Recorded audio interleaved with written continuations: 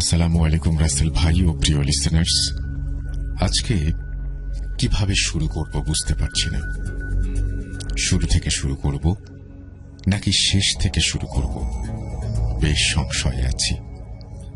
ঈদুল Azha special episode 1-এ শুরু থেকেই শুরু করেছিলাম, তাই আজ ভাবছি শেষ থেকেই না হয় শুরুটা করি। আজ ঘটনার শুরুতে আমি বেশি কিছু বলবো না, সরাসরি চলে যাব শেষ থেকে শুরু, অর্থাৎ শুরু থেকে শেষের দ্বিতীয় পর্বে। দয়া করে সম্পূর্ণ ঘটনাটি শোনার আমন্ত্রণ রইল। চলুন শুরু করি শেষ থেকেই।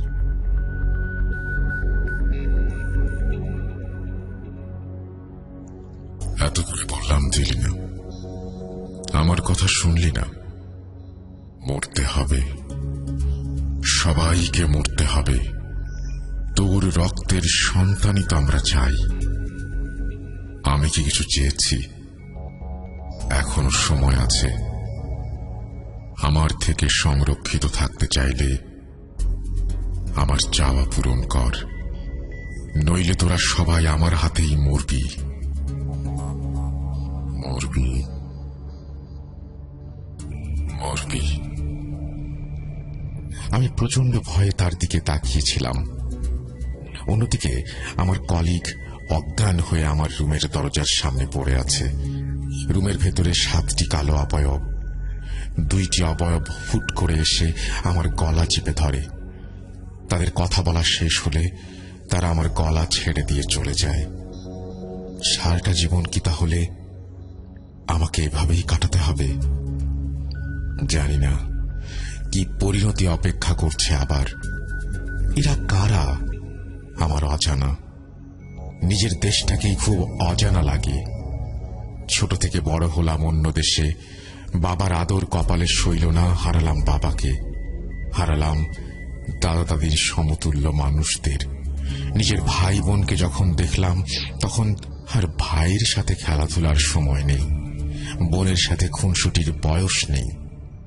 এ কেমন জীবন বলতে পারেন আপনারা? আসসালামু আলাইকুম প্রিয় শ্রোতা বন্ধুরা, আমি জোবায়ের ইসলাম জীবন।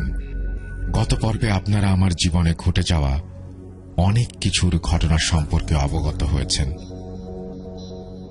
কিছু মানুষের কিছু প্রশ্ন ছিল, যেমন আমার মা 1 মাসের মধ্যেই কিভাবে ভিসা পেলেন, আমার মা কেনই বা এই জিনের কুনজরে আসলেন।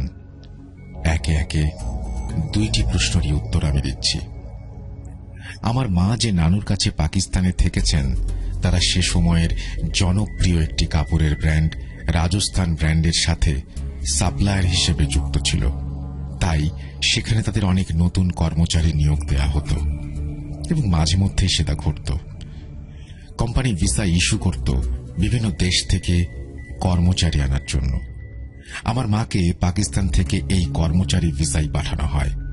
আমার মা গর্ভবতী ছিলেন, এজন্য ভিসা রিজেক্ট হওয়ার প্রবল সম্ভাবনা ছিল। আর তাই আমার নানা আর দাদা মিলে অনেক টাকা খরচ করে নকল কাগজপত্র তৈরি করেন, যেন আমার মা ওই ভিসা নিয়েই পাকিস্তানে চলে যেতে পারে। এই ছিল প্রথম প্রশ্নের উত্তর। আর হ্যাঁ, আমার মা 1 মাসের মধ্যেই ভিসা পেয়েছিলেন, যা ছিল কোম্পানির ভিসা। আশা করি আপনারা প্রথম প্রশ্নের উত্তর পেয়েছেন। দ্বিতীয় প্রশ্নের উত্তর আসলে আমারও সঠিক জানা নেই। আপনারা বলতে পারেন, জিন কোথায়, কাকে কখন আয়ত্তে নেয়, কেন তারা মানুষের শরীরের উপরে ভর করে? উত্তর আছে আপনাদের কাছে, থাকলে দয়া করে জানাবেন। আমার মায়ের উপর ভর করার একটি কারণ অবশ্য আমি ধারণা করেছি, আর সেটি হচ্ছে এই ইফরিত জিন সেই সব মেয়েদের ভর করে যারা সবেমাত্র কৈশোর থেকে যৌবনে পদার্পণ করেছে এবং তারা কোনো ক্ষমতা বিস্তার করতে পারে না। আমার মা সে সময় একেবারেই প্রথম কৈশোর থেকে যৌবনে তিনি পদার্পণ করেছিলেন। এই জিন তার নিশানা হিসেবে তাকে চিহ্নিত করে। এই কথা কিভাবে আমি জানলাম ভাবছেন? এর উত্তর ঘটনার মধ্যেই আছে, শুনতে থাকুন। আগের ঘটনাগুলো করোনা ভাইরাসের প্রকোপের সময়কালের। আমার মায়ের সমস্যা শুরু হওয়া থেকে 2021 সালের মাঝের ঘটনা।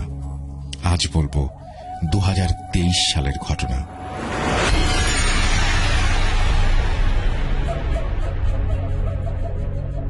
বাবা মারা যাবার পর আমি মানসিক দিক থেকে মারাত্মকভাবে ভেঙে পড়ি।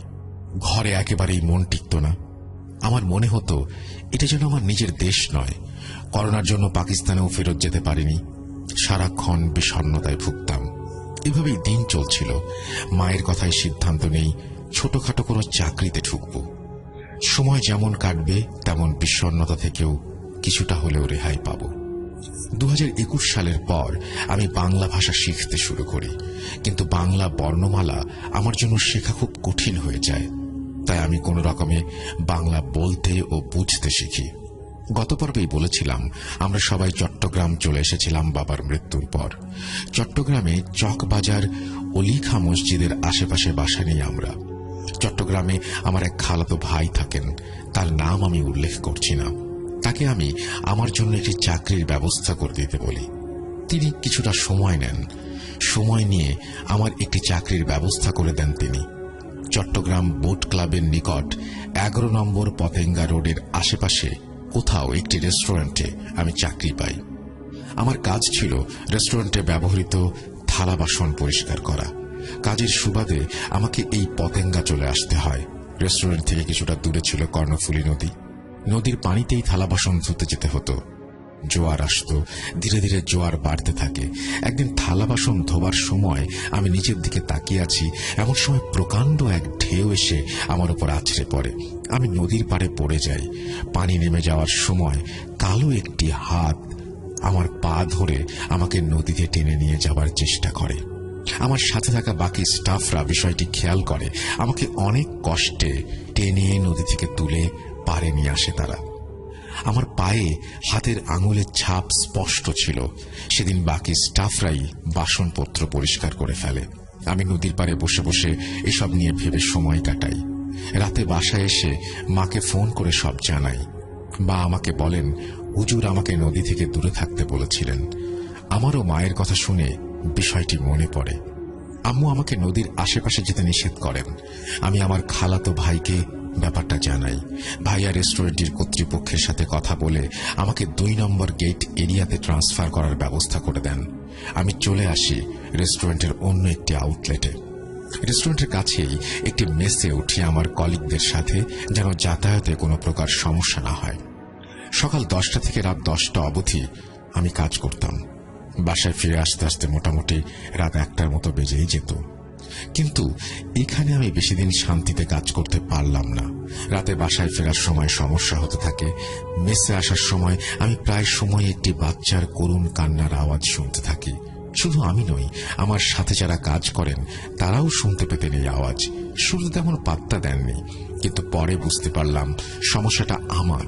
ইচ্ছে করেই আমি মাঝের 2 দিন তাদের সাথে বাসায় না এসে একা চলে আসি। আমি সেদিনও কান্নার আওয়াজ শুনেছি, কিন্তু তারা এই 2 দিন কোনো কান্নার আওয়াজ শুনেনি। আমি বুঝতে পারি সমস্যাটা হয়তো আমারই ছিল। কি করব বুঝতে পারছিলাম না। প্রচন্ড ভয় লাগতো আমার। একসময় বাসা চেঞ্জ করার সিদ্ধান্ত নেই। বাসা খুঁজতে থাকি। মন মতো একটি বাসা পেয়েও যাই। বাসার পাশেই ছিল ছোট একটি মসজিদ। বাসা চেঞ্জ করার সাথে সাথে সমস্যাটাও কমে যেতে থাকে। ওই রাস্তা দিয়ে যাতায়াত বন্ধ হয়ে যায়। আমার কলিগদের কাছ থেকে শুনি ওই রাস্তা দিয়ে যাবার সময় আর নাকি কান্নার আওয়াজ আসে না। আমি মনে মনে সমস্যার সমাধান হয়েছে ভেবে স্বস্তি পাই। আমি নতুন বাসার নিচতলায় থাকতাম, কেননা আমি খেয়াল করেছি আমি যখনই কোনো বাসা নিয়ে ওপরের তলায় থাকতাম তখনই কোনো না কোনো সমস্যা লেগেই থাকত। তাই আমি এবারে নিচের তলাতেই বাসা নেই। এই বাসাতেও বেশি দিন থাকতে পারলাম না। আসলে কপাল যখন খারাপ থাকে তখন অনাকাঙ্ক্ষিত অনেক কিছুই বিনা নিমন্ত্রণেই সামনে চলে আসে। বাসার পাশের ছোট মসজিদ কমিটি থেকে এই বাসার নিচতলায় মসজিদের গুদাম ঘর বানানোর সিদ্ধান্ত নেওয়া হয়। তাই বাড়িওয়ালা বাসা ছাড়ার নোটিশ দেন। আবার শুরু হয় বাসা খোঁজা। খুঁজে খুঁজে এবারেও একটি বাসা পেয়ে যাই। পুনরায় বাসার নিচতলা ভাড়া নিয়ে থাকতে শুরু করি। এবার বাসার সমস্যার সমাধান হলেও সমস্যা শুরু হয় আমার চাকরিতে।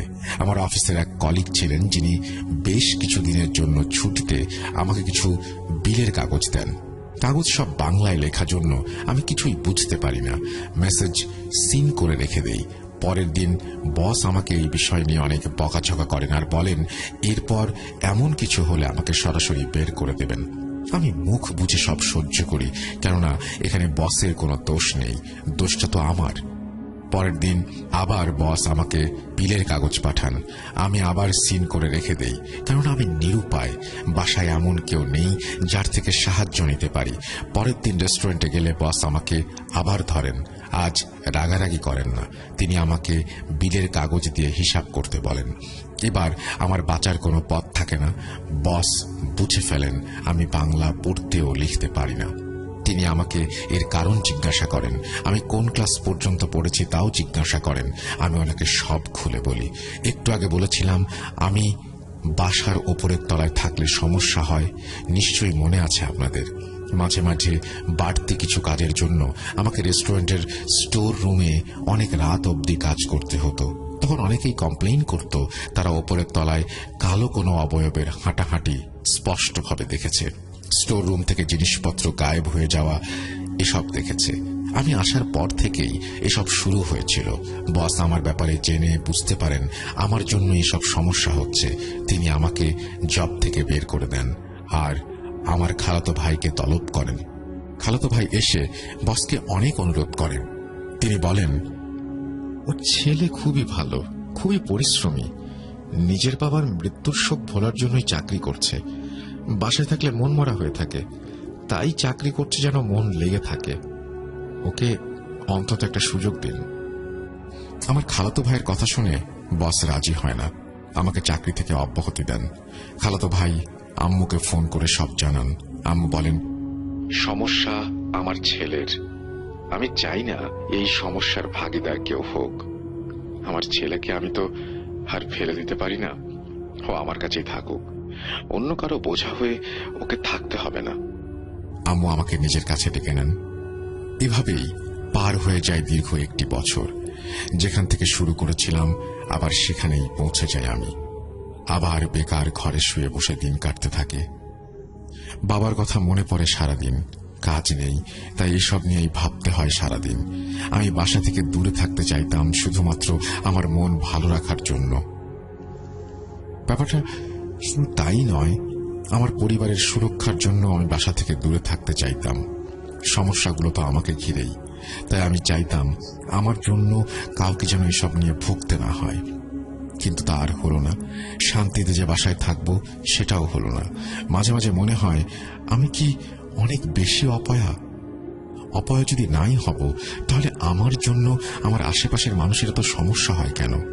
এই কথা বলার কারণ আপনারা হয়তো বুঝতে পারছেন। আর একটু পরিষ্কার হবেন এখন। আমি বাসায় আসার পর শুরু হলো আজব এক সমস্যা। বাসায় আসার কিছুদিন পর থেকেই ওয়াশরুমে গোসল করতে যেয়ে বাধে বিপত্তি। আমি যখনই গোসল করতে যেতাম, শাওয়ার থেকে পানি পড়ার সাথে সাথে আসতো লাল রং। শুরুতে ভেবেছিলাম হয়তো শাওয়ারের পাইপের ভেতরে মরিচা পড়েছে, জন্য পানির রং কিছুটা লাল হয়ে গেছে। কিন্তু না, ধীরে ধীরে এই ধারণাও পাল্টে গেল। প্রতিনিয়ত পানির লালচে ভাবটা বাড়তে শুরু করলো। আমি জানি না কিভাবে এক পর্যায়ে পানির বদলে বের হতে থাকে ফোঁটা ফোঁটা তাজা রক্ত। আমি ভয় পেয়ে যাই। এতদিন কারোর সাথে ব্যাপারটা শেয়ার করিনি, কিন্তু আজ ভয়ে আম্মুকে বলি। আম্মু ওয়াশরুমে এসে দেখেন স্বাভাবিকভাবেই শাওয়ার থেকে পানি ঝরছে, কিন্তু অবাক করা বিষয় হলো আমার গায়ে শাওয়ার থেকে ঝরে পড়া রক্তের দাগ একেবারে সুস্পষ্ট। এই দাগ না থাকলে কেউ হয়তো আমার কথা বিশ্বাসই করত না। আরো অবাক করা ব্যাপার হচ্ছে, যখনই আমার গায়ে লেগে থাকা রক্তের ফোঁটায় আমার মা হাত দেন, তখনই তা পানিতে পরিবর্তিত হয়ে যায়। আমার ভাবি এই অবস্থা দেখে খুব ভয় পান। বাসায় পুরুষ মানুষ বলতে আমি একাই। আমার ভাইয়াকে চাকরির সুবাদে বাইরে থাকতে হয়। এমত অবস্থায় আমার করণীয় কি আমি সত্যিই বুঝতে পারছিলাম না। নিজেকে অভিশপ্ত মনে হতে থাকে। আমি খোদ নিজে যেন আমার নিজের অভিশাপ নিয়ে এসেছি। সেই অভিশাপের থেকে আমার পরিবার কখনো মুক্তি পাবে কিনা আমার জানা নেই। ভাবি আমাকে বাসায় আর রাখতে চাইলেন না। আমি এতে বেশ কষ্ট পেলাম, কেননা নিজের পরিবারের মানুষ আমাকে ভয় পাচ্ছে, আমাকে এড়িয়ে চলার চেষ্টা করছে, আমাকে দূরে সরিয়ে দিতে যাচ্ছে। আমার কি দোষ বলতে পারেন? ছোট থেকে বড় হলাম সবার থেকে দূরে অন্য এক দেশে। দেশে ফিরে সবাইকে যে আপন করে নেব সেটাও কপালে সইল না। এমন জীবন কি কখনো কেউ চায়? চায় না। আমিও চাইনি, কিন্তু পেয়েছি। কেন পেলাম তা জানি না, কখনো হয়তো জানতেও পারবো না, আর জানতেও চাই না। এসব ঘটনার পর আমার ভাইয়াকে সব জানানো হয়। ভাইয়া আসেন ব্যাপারটা দেখার জন্য। তাই আরো কয়েকদিন আমাকে বাড়িতেই থাকতে হলো। আমাদের বাসায় 3 রুম ছিল। এক রুমে আমার আম্মু, অন্য রুমে ভাবি থাকতেন, আরেকটি রুমে থাকতাম আমি। রুম থেকে বের হওয়া প্রায় বন্ধ করে দেই। ভাইয়া আসেন, এসে বুঝতে চান এসব কি আদতেও সত্যি কিনা। আমাকে গোসল করতে পাঠানো হয়। রক্ত দেখে আমি ভাইয়াকে ডাকি। ভাইয়া ভেতরে এসে দেখেন আমার গায়ে ফোঁটা ফোঁটা রক্ত। সেই ফোঁটায় হাত দিতেই তা আবার পানিতে পরিণত হচ্ছে। ভাইয়া বুঝতে পারেন তিনি যা শুনেছেন সবই সত্যি। বাসার পরিবেশ কেমন যেন থমথমে হয়ে যায়। আমার জন্যই সেটা হয়। পরবর্তীতে এক হুজুরকে নিয়ে আসা হয়। তিনি বাসায় এসে বলেন এটা নাকি কোনো সমস্যাই না, কিন্তু কোনো লাভ হয় না। এদিকে ভাইয়ার ছুটিও প্রায় শেষের দিকে। মাত্র 5 দিনের ছুটি নিয়ে তিনি এসেছিলেন। এই হুজুরকে নিয়ে এসে সমস্যার সমাধান না হলে পরবর্তীতে বেশ কয়েকজন হুজুরকে আনা হয়, কিন্তু তারা কোনো সমস্যা খুঁজে পান না। আমি বুঝতে পেরে গেলাম এই সমস্যাগুলো আমার সাথেই এই বাসা থেকে চলে যাবে। এটাই সমাধান। আমি সিদ্ধান্ত নেই বাসা থেকে দূরে কোথাও চলে যাব। আবার চাকরি খুঁজতে থাকি ফেসবুকের গ্রুপের মাধ্যমে। কিছুদিন পর চাকরি পেয়েও যাই। নিজের বাসা এবং পরিবারকে ত্যাগ করে চলে যাই অন্যত্র। সেখানে গিয়েও আমি রেহাই পেলাম না। শাওয়ারে রক্ত আসার ব্যাপারটা প্রতিনিয়তই ঘটে চলেছে। এদিকে আম্মু বারবার বলছেন আমি বাসায় থেকে কেন চাকরি করছি না, দূরে থাকার কারণ কি। যত যাই হোক, উনি আমার মা। আমার জন্য ওনার জীবন চলে যাওয়ার সম্ভাবনা থাকলেও তিনি আমাকে ফেলে দেবেন না। কিন্তু সন্তান হিসেবে আমি তো আমার মাকে জেনে বুঝে বিপদের মুখে ঠেলে দিতে পারি না। আর তাই আমি আম্মুকে বলি যাতায়াতের সমস্যার জন্যই আমি দূরে থেকে চাকরি করছি। আম্মু মেনে নিয়েছিলেন। মনে মনে হয়তো আসল কারণটা জানতেন তিনি, কিন্তু কখনোই কিছু বলেননি। এই চাকরি থেকে কিছুদিন পরই আমার মন উঠে যেতে শুরু করলো। একে তো বাংলা পড়তে লিখতে পারি না, তার উপর এসব লেখাপড়ার কাজই দেয়া হচ্ছে আমাকে প্রতিনিয়ত। অন্য কারো সাহায্যে কয়দিন চলবো? প্রতিদিন একই বাহানা কি দাঁড়া যায়? বাসাটাও ছিল চাকরির স্থান থেকে কিছুটা দূরে, তাই যাতায়াতেরও সমস্যা হতো। একটা মানুষের জীবনে এত কিছু একসাথে সামাল দেয়া আসলেই অসম্ভব। খুব অসহ্য লাগতে শুরু করে। জীবনের প্রতি আমার মায়া ধীরে ধীরে কমে আসতে শুরু করে। তবুও বেঁচে থাকতে হবে জন্য এসবের সাথে নিজেকে মানানোর চেষ্টা করি। ফল পাইনি তেমন। চাকরির স্থানে কথা বলে আগ্রাবাদে ট্রান্সফার করার কথা বলি। ভয়ে ভয়ে বসকে বলি। বস কিছুদিন অপেক্ষা করতে বলেন। অবশেষে অপেক্ষার অবসান ঘটে। ট্রান্সফার নিয়ে চলে যাই আগ্রাবাদে। আগ্রাবাদে যে রেস্টুরেন্টের আউটলেটে আমি কাজ করতাম সেখান থেকে আমার থাকার ব্যবস্থা করে দেওয়া হয়। মনে মনে খুশি হলাম, কেননা বাসা খোঁজায় ঝামেলা নেই। কিন্তু একটা প্রবাদ বাক্য আছে, সেটা হচ্ছে অভাগা যেদিকে চায় সাগর শুকিয়ে যায়। আমার বেলাও তাই হলো। আমি যে বাসা পেয়েছিলাম আমি সহ 2 জন, অর্থাৎ আমরা 3 জন থাকতাম। আমি রুমে ওঠার পর আমার বাকি 2 রুমমেট একটি আজব ব্যাপার লক্ষ্য করতে থাকে। আমরা ঘুমালেও বাইরে থেকে ল্যাম্পপোস্টের আলো এসে রুমের ভেতরে অন্ধকার কিছুটা কেটে যেত, কিন্তু আমি আসার পর আমি যেখানে থাকতাম সেখানে যেন অন্ধকার বাড়তে শুরু করে। রাতে যেন আমার রুমমেট পানি আনার জন্য বাতি জ্বালাতো, তখন আমার জায়গায় নাকি অস্বচ্ছ ধোয়ার মতো একটা কুণ্ডলি দেখতে পেত তারা। বাতি জ্বালানোর 3-4 সেকেন্ড পরে আস্তে আস্তে সেই কুণ্ডলি পাকানো ধোয়া সরে যেতে থাকে। এর আগে নাকি আমাকে দেখা যেত না। মোদ্দা কথা, বাতি জ্বালানোর 3-4 সেকেন্ড পর আমাকে দেখা যেত, এর আগে না। ব্যাপারটা নিয়ে তারা বেশ ভয় পেত, কিন্তু আমি তাদেরকে বুঝতে দিতাম না। বলতাম এটা তেমন কিছু না। উল্টাপাল্টা কিছু মাথায় আসতো, যা আসতো তাই বলে বোঝানোর চেষ্টা করতাম। আর এসব নিয়ে কারোর সাথে আলোচনা করতে বারণ করতাম। ওরা আমার কথা বিশ্বাস করত কিনা আমি বুঝতাম না। ওদের দিকে তাকালে বোঝা যেত ওদের মনে অনেক প্রশ্ন আছে, যার উত্তর আমার পক্ষে দেয়া সম্ভব নয়। তারা আমাকে ভালো একজন হুজুর দেখাতে বলেন। আমি তাদের মনের শান্তির জন্য হুজুর নিয়ে আসি বাসায়। হুজুর এসে বলেন বাসায় কোনো সমস্যা নেই। আমি জানতাম হুজুর এমন কিছুই বলবেন, কেননা হুজুরই সমস্যা ধরতে পারছিলেন না। তাই এক প্রকার সাহস করে আমি হুজুরকে নিয়ে আসি। হুজুর চলে গেলে তাদেরকে বলি, কি বলেছিলাম না কোনো সমস্যা নেই, এখন বুঝতে পারলে? তবুও তোমাদের কথা মতো হুজুরকে বাড়ি বন্ধ করে দিতে বলেছি। বাড়ি বন্ধ করে দিয়ে গেছেন উনি। এবার খুশি তো নাকি, না এখনো ভয় করছে? আমার কথার উত্তরে তারা মলিন মুখেই বলে, আর ভয় করছে না। এই যাত্রায় রক্ষা পেলাম কোনোভাবে, কিন্তু রেহাই পেয়েও যেন পেলাম না। একদিন সকালে গোসল সেরে আসার পর আমার গায়ে লেগে থাকা রক্তের ফোঁটা দেখতে পায় তারা মারাত্মক ভয় পায়। চোখের সামনে আমিও রক্ত দেখতে পাচ্ছিলাম, কিন্তু গোসলের সময় শাওয়ার দিয়ে কোনো রক্ত আসেনি। তাহলে আমার গায়ে রক্ত কিভাবে এলো? কিন্তু এসব ভেবে এখন কোনো লাভ নেই, বড্ড দেরি হয়ে গেছে। সেদিনই নিজের সবকিছু গোছগাছ করে এই চাকরিটা ছেড়ে চলে আসি চকবাজারের বাসায় আম্মুর কাছে।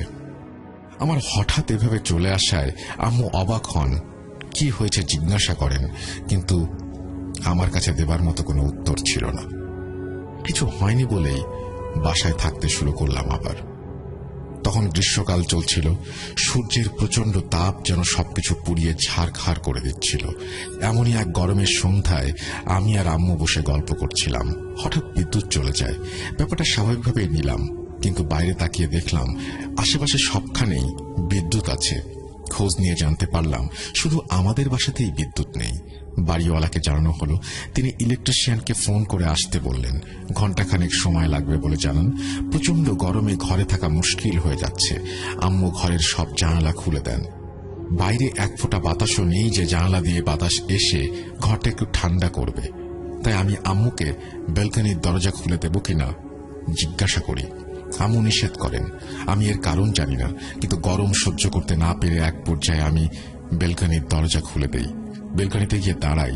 হঠাৎ দূর থেকে মনে হলো কোনো একটা কিছু আমার দিকে এগিয়ে আসছে। আশেপাশের বিদ্যুৎ থাকায় সেই আলোতে আমি ব্যাপারটি স্পষ্ট বুঝতে পারছিলাম। আমি ভয়ে ভেতরে চলে যাবার আগেই কালো অবয়বটি আমার গলা সজোরে টিপে ধরে। আমার দম আটকে আসছিল, সারা শরীর থরথর করে কাঁপছিল, প্রচন্ড ঘেমে যাচ্ছিলাম আমি। চোখের সামনে সব অন্ধকার হয়ে আসছিল, মনে হচ্ছিল আজই আমার জীবনের শেষ দিন। হঠাৎ মনে হলো আমি মাটিতে লুটিয়ে পড়লাম।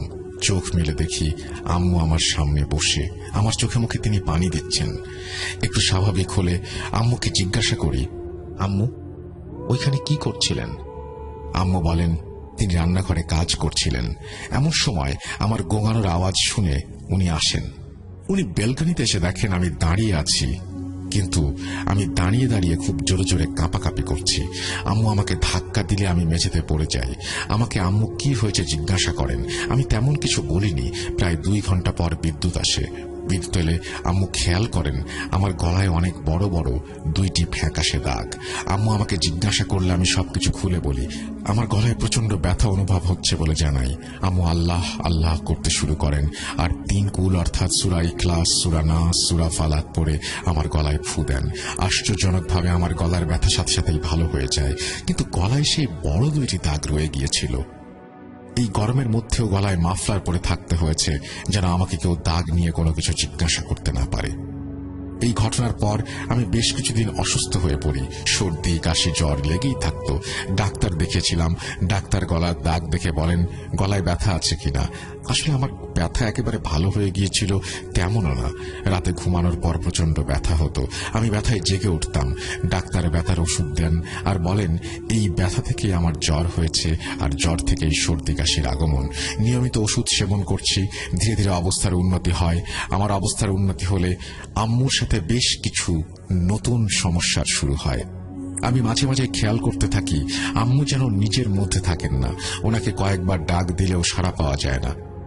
একদিন আম্মু সন্ধ্যায় রান্নাঘরে রান্নার কাজে ব্যস্ত ছিলেন। আমি আমার রুমে শুয়ে আরাম করছিলাম।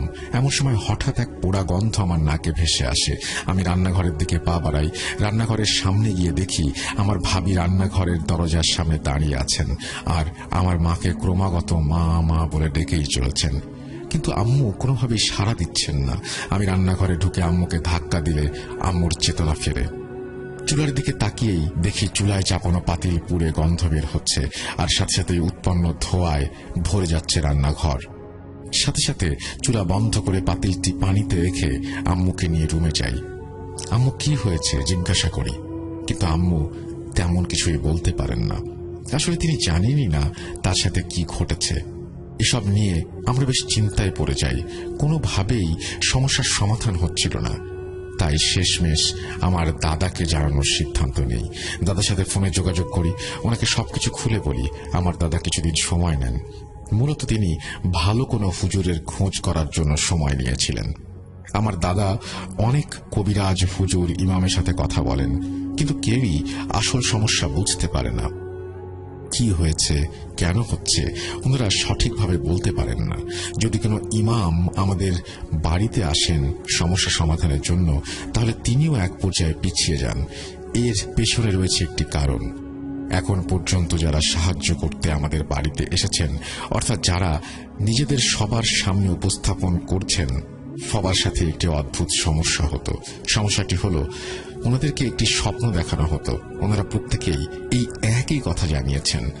সব শেষে যে ইমাম এসেছিলেন তিনি বলেন, গভীর রাত তিনি ঘুমাচ্ছিলেন, হঠাৎ তিনি স্বপ্নে দেখেন কেউ ওনাকে কিছু একটা বলছে। কথাগুলো এমন ছিল, আমার রাস্তায় কাটা হয়ে খুব শান্তিতে ঘুমাচ্ছিস, তোকে মেরে আমার কোনো লাভ নেই, তোকে শেষ সুযোগ দিচ্ছি, ওই পরিবারের কাউকে কোনো প্রকার সাহায্য করতে যাস না, সাবধান করে দিচ্ছি, দ্বিতীয়বার আর সেটাও করতে আসবো না। এই স্বপ্ন দেখে আমি প্রচন্ড ভয়ে বিচলিত হয়ে পড়ি। সেদিন রাতে তিনি আবছা একটি কালো ছায়াকে রুমের এদিক থেকে ওদিকে চলে যেতে দেখেছেন। তিনি এসব কথা আমার দাদাকে ওনার বাসায় রেখে বলেছেন। এই ঘটনার পর তিনিও আর আমাদের বাসায় ছায়া অব্দি মারাননি। অনেক মানুষের কাছে আমরা একটু সাহায্যের জন্য গিয়েছি, কিন্তু কেউই কিছু করতে পারেননি। আসলে সবই আমাদের কপাল। কপালের তো সৃষ্টি কেন? এটা আসলে আমাদের প্রাপ্য ছিল, তাই হয়তো। কিন্তু কেন? প্রশ্নের উত্তর আজও খুঁজে চলেছি। আমার দাদা অনেকের সাথে কথা বলে এবং দেখা সাক্ষাৎ করার পরেও কোনো সুবিধা করতে পারছিলেন না। তিনি আমার মামাকে জানান। আমার দাদা আর নানা বাড়ি অনেকটা কাছাকাছি হওয়ায় দাদা নিজে আমার নানার বাড়িতে গিয়ে আমার মামাকে সব জানান। আমার মামাও খোঁজ করতে শুরু করেন। কিছুদিন খোঁজ করার পর আমার মামা এক হিন্দু তান্ত্রিকের সন্ধান পান। আমার মাকে মামা তান্ত্রিকের কথা জানান। তান্ত্রিকের কথা শুনে আমার মা কিছুতেই রাজি হন না। তিনি হিন্দু তান্ত্রিকের উপর ভরসা করতে নারাজ। ছোট্ট একটা কথা বলছি, আমার কথায় কেউ নারাজ হবেন না। আমরা সকলেই নিজ নিজ ধর্মে বিশ্বাসী, তাই ভিন্ন ধর্মের কারো কাছে কোনো কিছু সমস্যা নিয়ে প্রকৃতপক্ষে আমরা যেতে চাই না। আশা করছি আমাকে ভুল বুঝবেন না। ঘটনায় ফিরে আসি। আমার মায়ের সাথে সাথে আমার দাদাও এই ব্যাপারে আপত্তি জানান, কিন্তু আমার মামার জোড়াজুড়ির জন্য সেই তান্ত্রিকের সাথে পরবর্তীতে আমাদের কথা হয়। আম্মু একদিন সময় নিয়ে মামার কথাই মেনে নেন। আমার মামা তান্ত্রিকের সাথে কথা বলতে গেলে তান্ত্রিক সব শুনে বলে, এটা তেমন কোনো বড় সমস্যা না, এসব সমাধান আমার কাছে আছে। এর জন্য আমার কিছু জিনিস লাগবে। আপনার বোন আর ভাগনার ব্যবহৃত কাপড়, তার মাথার এক মুষ্টি চুল, হাতের নখ এনে দিতে হবে আমাকে। আমি কাজ করে দেব এসব হাতে পেলেই। দেরি করবেন না, যত দেরি করবেন সমস্যা ততই বাড়বে। আমার মামা বাসায় এসে আমার মাকে ফোন করে এসব কথা জানান। আমার মা এসব নিয়ে সন্দেহপ্রবণ হয়ে পড়েন। আমার দাদাও আমার মায়ের মতোই তান্ত্রিককে সন্দেহ করছিলেন। তান্ত্রিকের কাছে এসব না দেওয়ার জন্য আমার মামাকে অনেক বোঝানো হয়, কিন্তু আমার মামা কিছুতেই রাজি নন। তিনি তান্ত্রিকের চিকিৎসা নেবেনই, আর তাই তার একটি কথা, আমার বোন আর ভাগনার এই কষ্ট আমি আর দেখতে পাচ্ছি না। কিন্তু আমার দাদা এই বিষয়টি একেবারেই ছেড়ে দিতে পারছিলেন না। তিনি গ্রামের কিছু গণ্যমান্য ব্যক্তিবর্গকে নিয়ে সেই তান্ত্রিকের ডেরায় যান। সেখানে গিয়ে তিনি সেই তান্ত্রিককে ভয় দেখান। আমার দাদা তাকে আমাদের কাপড়, চুল, নখ দিয়ে কি করবেন জিজ্ঞাসা করলে তান্ত্রিক বলে, আমাকে মারবেন না, আমি বলছি, সব বলছি। আমি এসবকে কালো জাদু করতে চেয়েছিলাম। আমি চেয়েছিলাম শয়তানের সাথে সওদা করতে, আপনার পুত্রবধূ আর আপনার নাতির জীবন উৎসর্গ করতে। বিনিময়ে আমি ক্ষমতা লাভ করার ইচ্ছা প্রকাশ করি। আমাকে ক্ষমা করে দিন। আমি এখান থেকে চলে যাব, ফিরে আসবো না। ছেড়ে দিন, দোহাই লাগে। দাদার সাথে থাকা লোকজন তান্ত্রিকের কথায় ক্ষুব্ধ হন। তাকে মারধর করারও চেষ্টা করতে যাওয়া হয়, কিন্তু আমার দাদা নিষেধ করেন। তাকে গ্রাম থেকে বের করে দেয়া হয় 8 থেকে 10 বছরের জন্য, ছেলে সহ। আসলে বিপদে পড়লে অনেক সুযোগের সদ্ব্যবহার করার চেষ্টা করি আমরা। আমাদের ভাগ্যটাই খারাপ। এসব সমস্যা থেকে পরিত্রাণ পাওয়ার জন্য অনেক মুখোশধারী মানুষের সাথে পরিচয় হয়। তাই দাদা আমার ওপর ভরসা না করে খুব সতর্কতার সাথে ভালো কোনো হুজুর খুঁজতে থাকেন। এদিকে আমি আম্মুর সাথে থাকছি 3 মাস যাবৎ। এখানেও সমস্যা লেগেই রয়েছে। বাসায় ঠিক মতো পানি থাকে না, আর কোনো কারণ ছাড়াই গ্যাস হুট করেই চলে যায়, সংযোগ মাঝে মাঝে বিচ্ছিন্ন হয়। মিস্ত্রি ডেকে আনলে তারা সব পরীক্ষা করে জানাতো কোনো সমস্যাই খুঁজে পায়নি। মিস্ত্রি এলেই সব ঠিক থাকতো। এর আগে এমন সমস্যা প্রতিনিয়ত লেগেই ছিল। আমার ভাইয়া প্রতি মাসে বাজার করার জন্য টাকা পাঠাতেন। সেই টাকা নিয়ে বাজার থেকে ভালো টাটকা জীবিত মাছ কিনে বাসায় আনলে মাছ থেকে পচা দুর্গন্ধ বের হতো। মাছ বের করে দেখা যেত আসলেই সেই মাছ পচে গেছে। মাংস নিয়ে আসলেও এমনটাই হতো। আবার খাবার রান্না করে দুপুরে খেয়ে রাতের জন্য রাখলে দেখা যেত খাবারের ভেতর তেলাপোকা, অথচ খাবার খুব ভালোভাবে চেক করা হতো। মাঝে মাঝে খাবার পচে পোকাও বের হয়ে যেত। দেখে মনে হতো 1 সপ্তাহের বাসি খাবার যা গলে পচে পোকা ধরে আছে, কিন্তু খাবার রান্না করা হয়েছে 4-5 ঘন্টা আগে। এই সমস্যাগুলো ছিল আমাদের নিত্যদিনের সমস্যা। এসব চলতে চলতে আমার দাদা রাজশাহীর এক হুজুরের সন্ধান পান। হুজুরের নাম আব্দুল মুতালিব। তিনি রাজশাহী কোন একটা মসজিদের কথা বলেছেন, সেই মসজিদে তিনি কাজ করেন। তিনি রাজশাহী কেন্দ্রীয় মসজিদের ইমাম ছিলেন। তিনি আমার দাদার কাছ থেকে আমাদের সমস্যার সবকিছু শোনেন। সব শুনে 1 সপ্তাহ সময় চান। হুজুরের সাথে আমার দাদাই ফোনে যোগাযোগ করতেন। 1 সপ্তাহ পর হুজুর আমার দাদাকে ফোন করে বলেন, আমার জন্যই আমার মায়ের এই সমস্যাগুলো হচ্ছে। আমি মায়ের সাথে না থাকলে আমার মায়ের তেমন কোনো সমস্যা হবে না। আসলে এই কথাটা সত্যি। আমিও খেয়াল করেছি, আমি না থাকলে মায়ের কোনো সমস্যাই হয় না। আর তাই আরো একবার বাড়ি ছাড়ার সিদ্ধান্ত নিতে হলো আমাকে। একে একে সব চাকরি ধরছি আর ছাড়ছি। অনেকে ভাবতে পারেন চাকরি পাওয়া কি এতটাই সহজ যে একের পর এক চাকরি ছাড়ছি আর নিচ্ছি। আসলে আমি যে চাকরিগুলো করতাম সেগুলো পাওয়া খুব কঠিন কিছু নয়। কয়েকজন পরিচিত বড় ভাই ছিল যাদের সাথে ফেসবুক গ্রুপের মাধ্যমে পরিচয়। রেস্টুরেন্টে প্রায় সব সময়ই আমি যে চাকরিগুলো করতাম সেগুলো পাওয়া খুব বেশি কঠিন নয়, কারণ এগুলো সব সময়ই ওয়েটার, ক্লিনার, কুকের জন্য প্রয়োজন লেগেই থাকে প্রত্যেকটা জায়গায়, এবং আমিও সেই কাজই করতাম। তাই এই সেক্টরে চাকরি পেতে আমার কোনো সমস্যা হয়নি। বাসা ছেড়ে চলে আসি আমি নতুন চাকরিতে। একটি কফি শপে চাকরি পাই, আর যার অবস্থান ছিল হালিশহর A ব্লকে। চাকরিস্থলের কাছাকাছি একটি রুমে বাসা নিয়ে থাকতে শুরু করি। ভালোই চলছিল এখানে সবকিছু। আমি মনে মনে ভাবতে লাগলাম হয়তো এইবার একটু শান্তির মুখ দেখব। 4-5 মাস কোনো সমস্যাই হয়নি। বেশ ভালোভাবেই দিন কেটে যাচ্ছিল। আমার ডিউটি সপ্তাহের প্রতিদিনই ছিল। মাঝে মাঝে ফুটহাট কিছু বন্ধ পেতাম, কিন্তু তার পরিমাণও ছিল বেশ কম। এক শুক্রবার জুম্মার নামাজ পড়ে বাসায় আসি।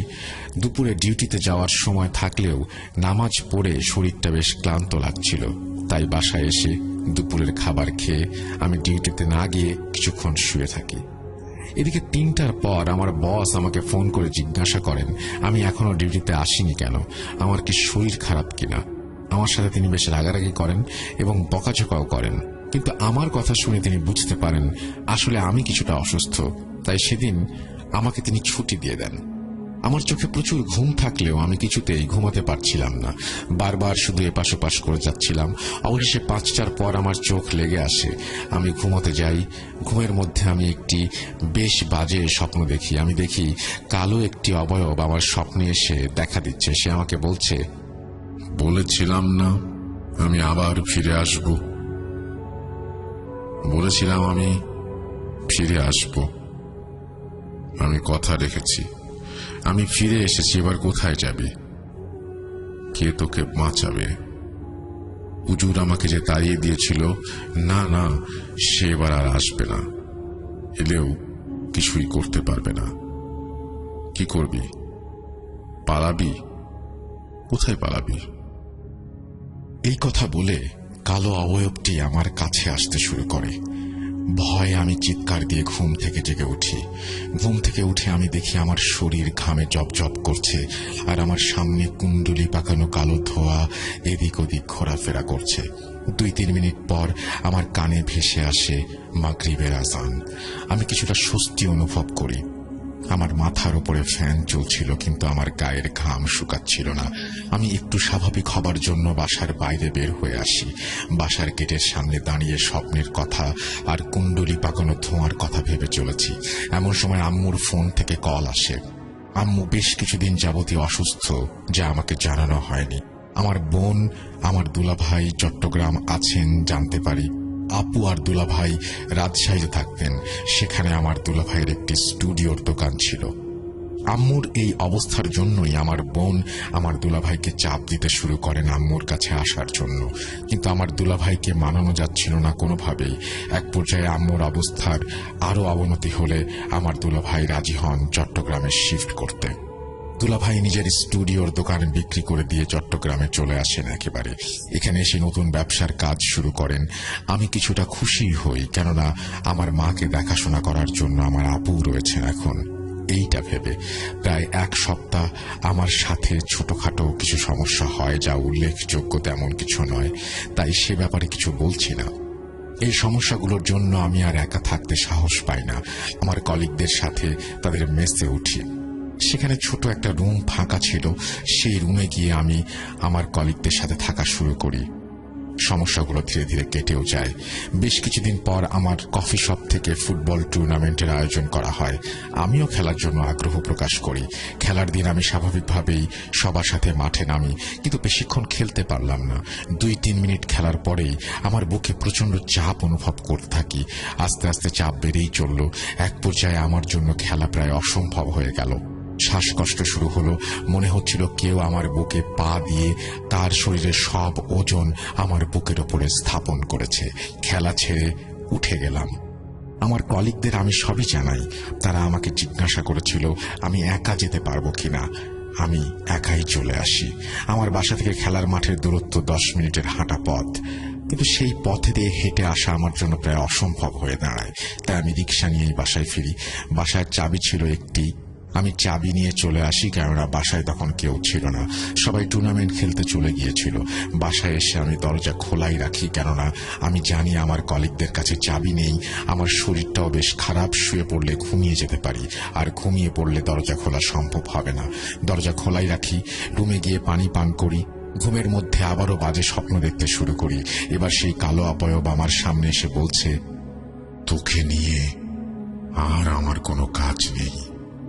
তুই বেঁচে গেলি, কিন্তু তোর সন্তানকে বাঁচাতে পারবি না।